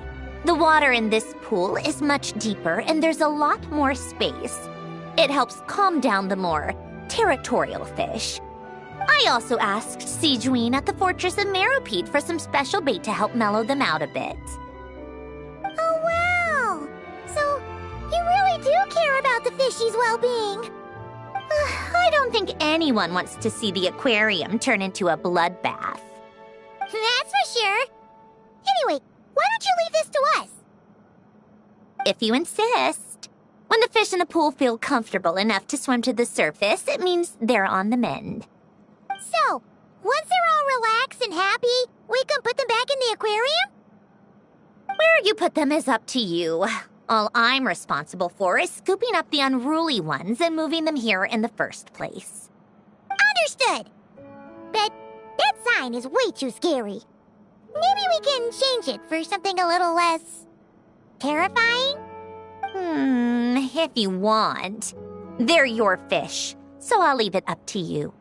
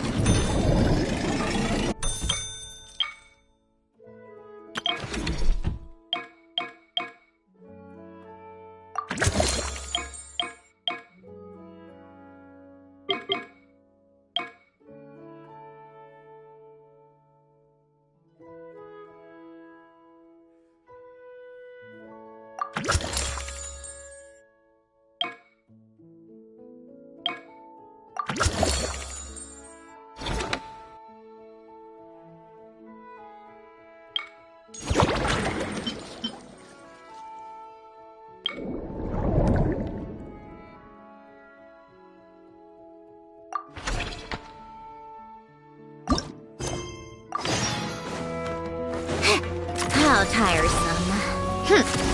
Pick up the pace.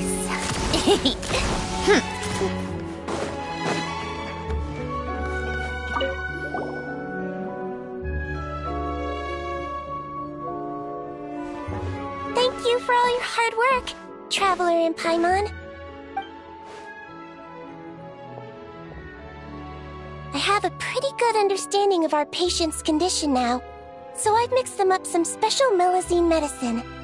Adding these herbs to the water tank should help calm them down. So, you're basically turning the whole tank into a giant health spa? Huh. There really is a plan that only you could pull off, Siegeween.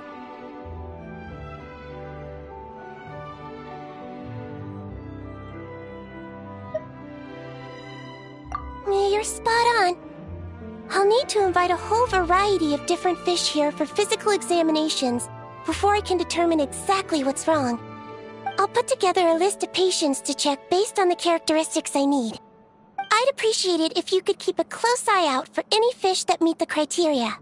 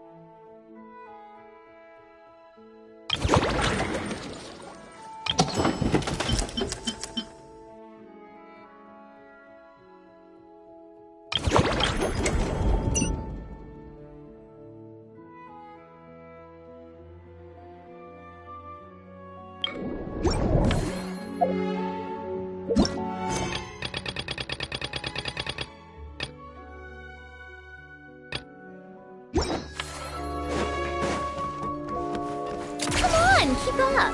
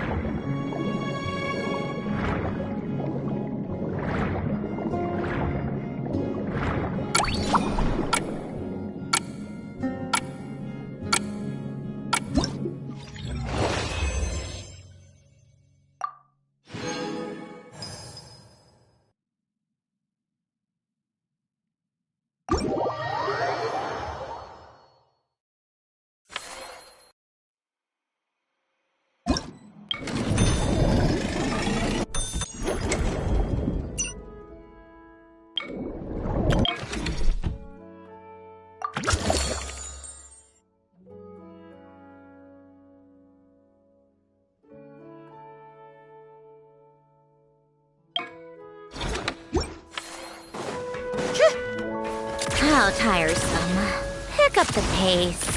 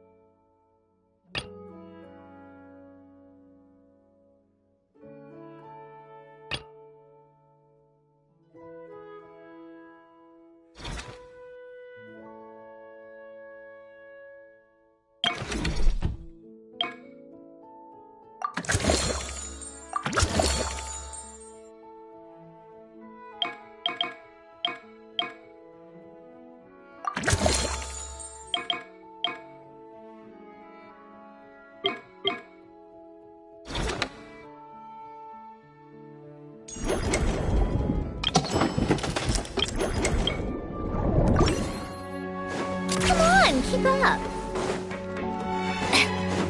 Take a break.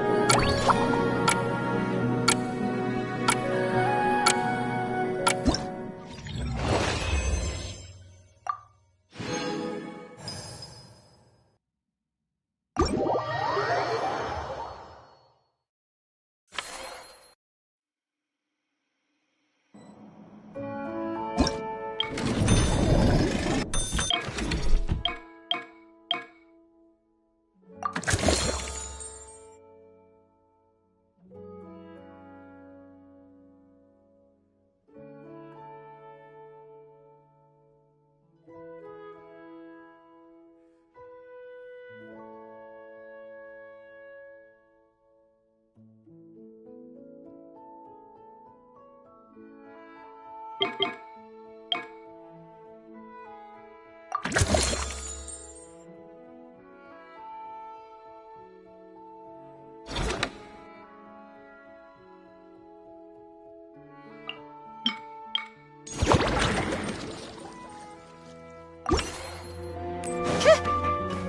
on, keep up.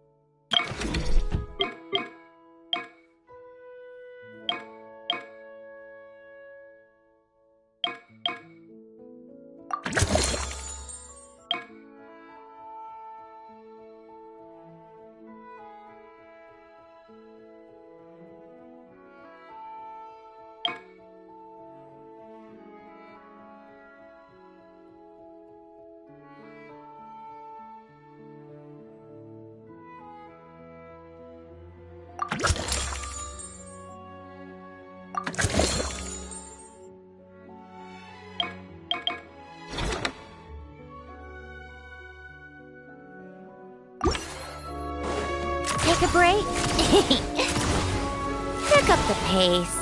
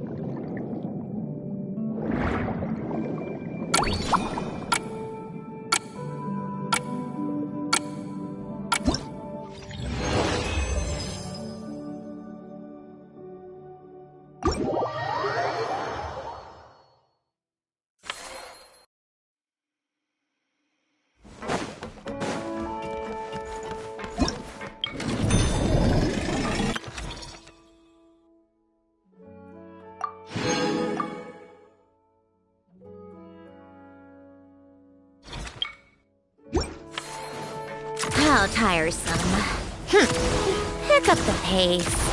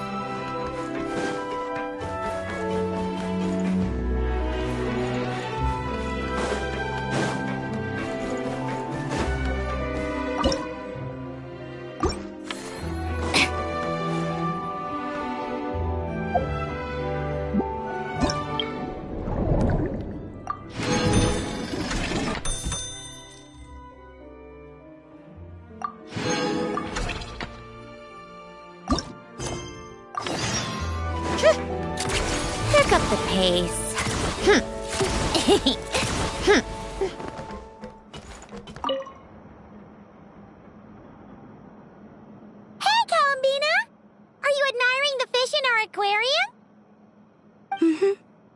done an amazing job with this place. There are so many fish I've never even seen before. Have you been to an aquarium before? No, though I saw a few fish tanks in Snezhnaya. But my eyes weren't truly open back then, so I never really appreciated things properly. It's beautiful.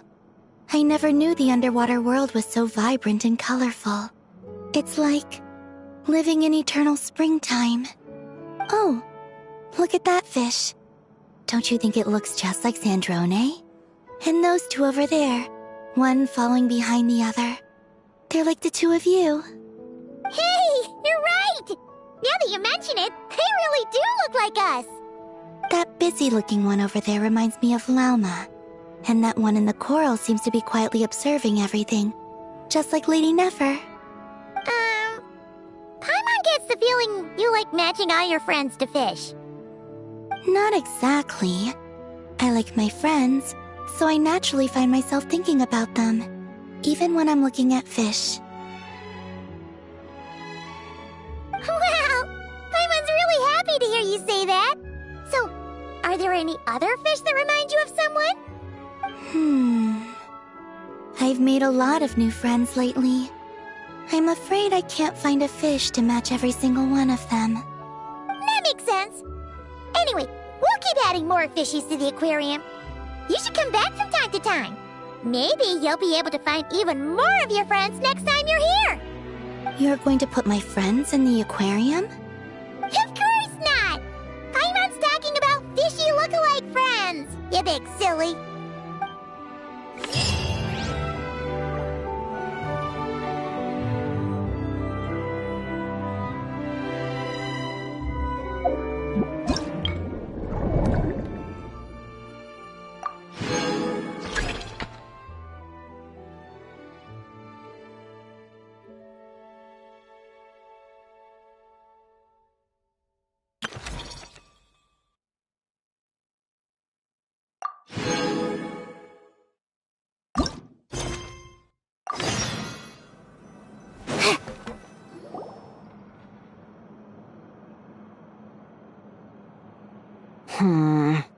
I think this one. Yes, I see what you mean. Why that one? Look at the color of its tail. It's the most fashionable thing in the whole aquarium. The colors are a bit loud for my taste, but... Alright, I'll take it as a compliment. Whoa! Look at all these people! Is everyone here to see the fish? I just wrapped up a scene, so I'm taking time out to admire your aquarium. What were you talking about just now?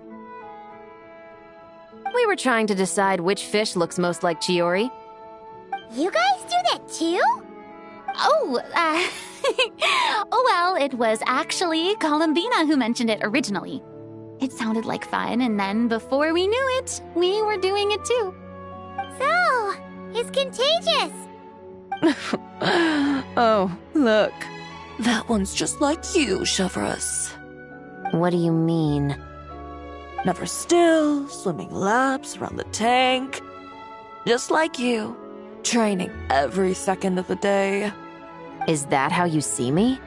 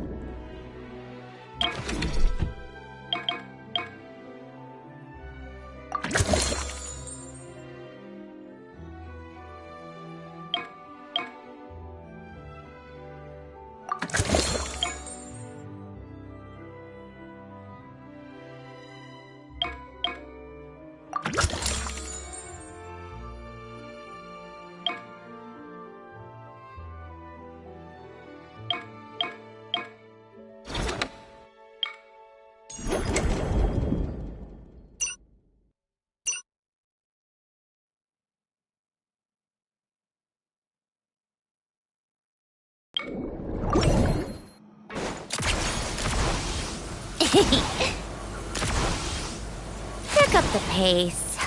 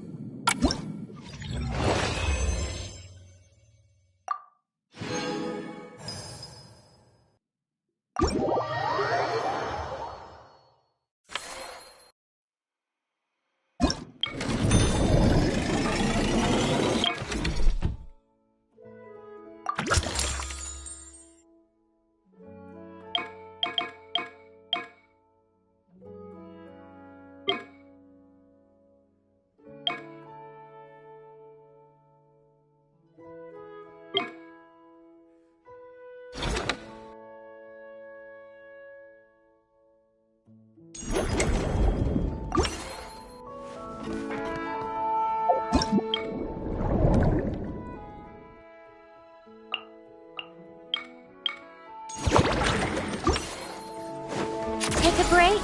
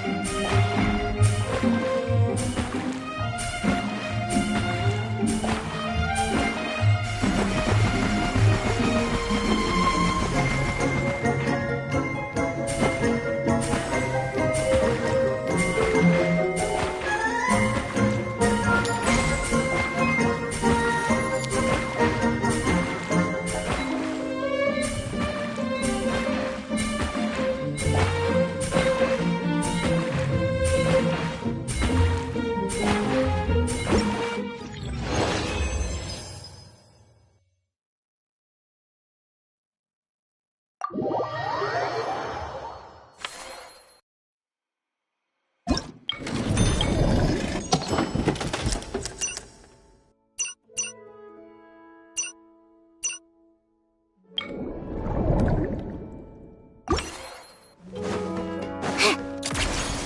up the pace. Pick up the pace. Pick up the pace.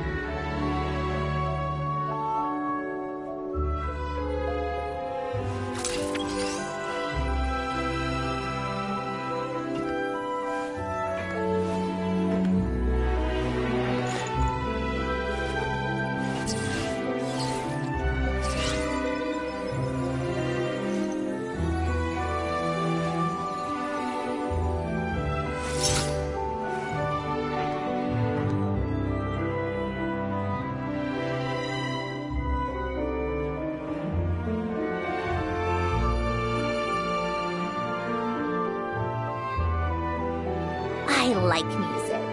In fact, I've taught myself to play many different instruments. You don't believe me? Find me a piano, and I'll show you a thing or two.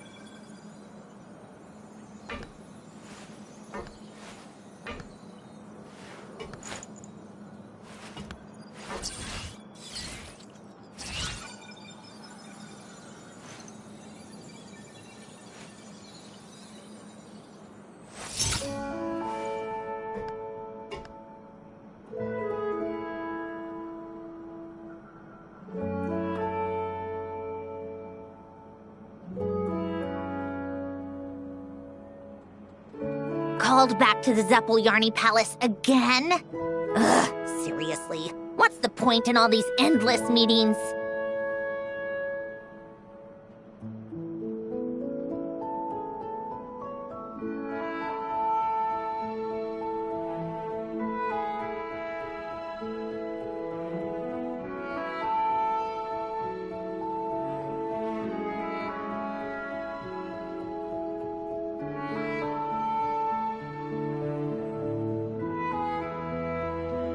It's about time we threw another tea party, don't you think? I wonder who else is free.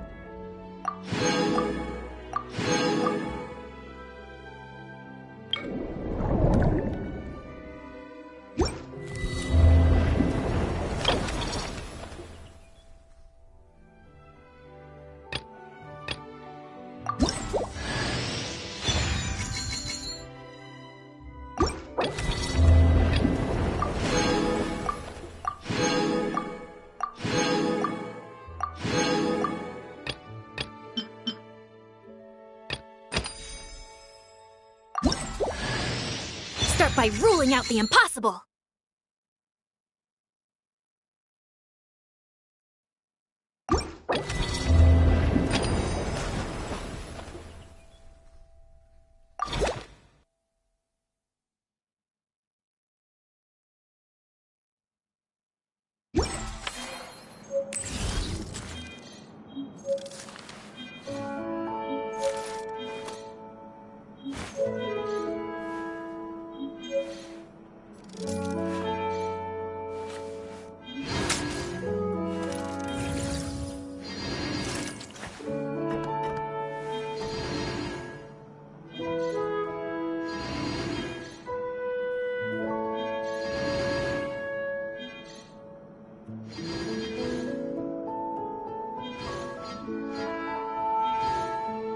I like music. In fact, I've taught myself to play many different instruments. You don't believe me? Find me a piano, and I'll show you a thing or two.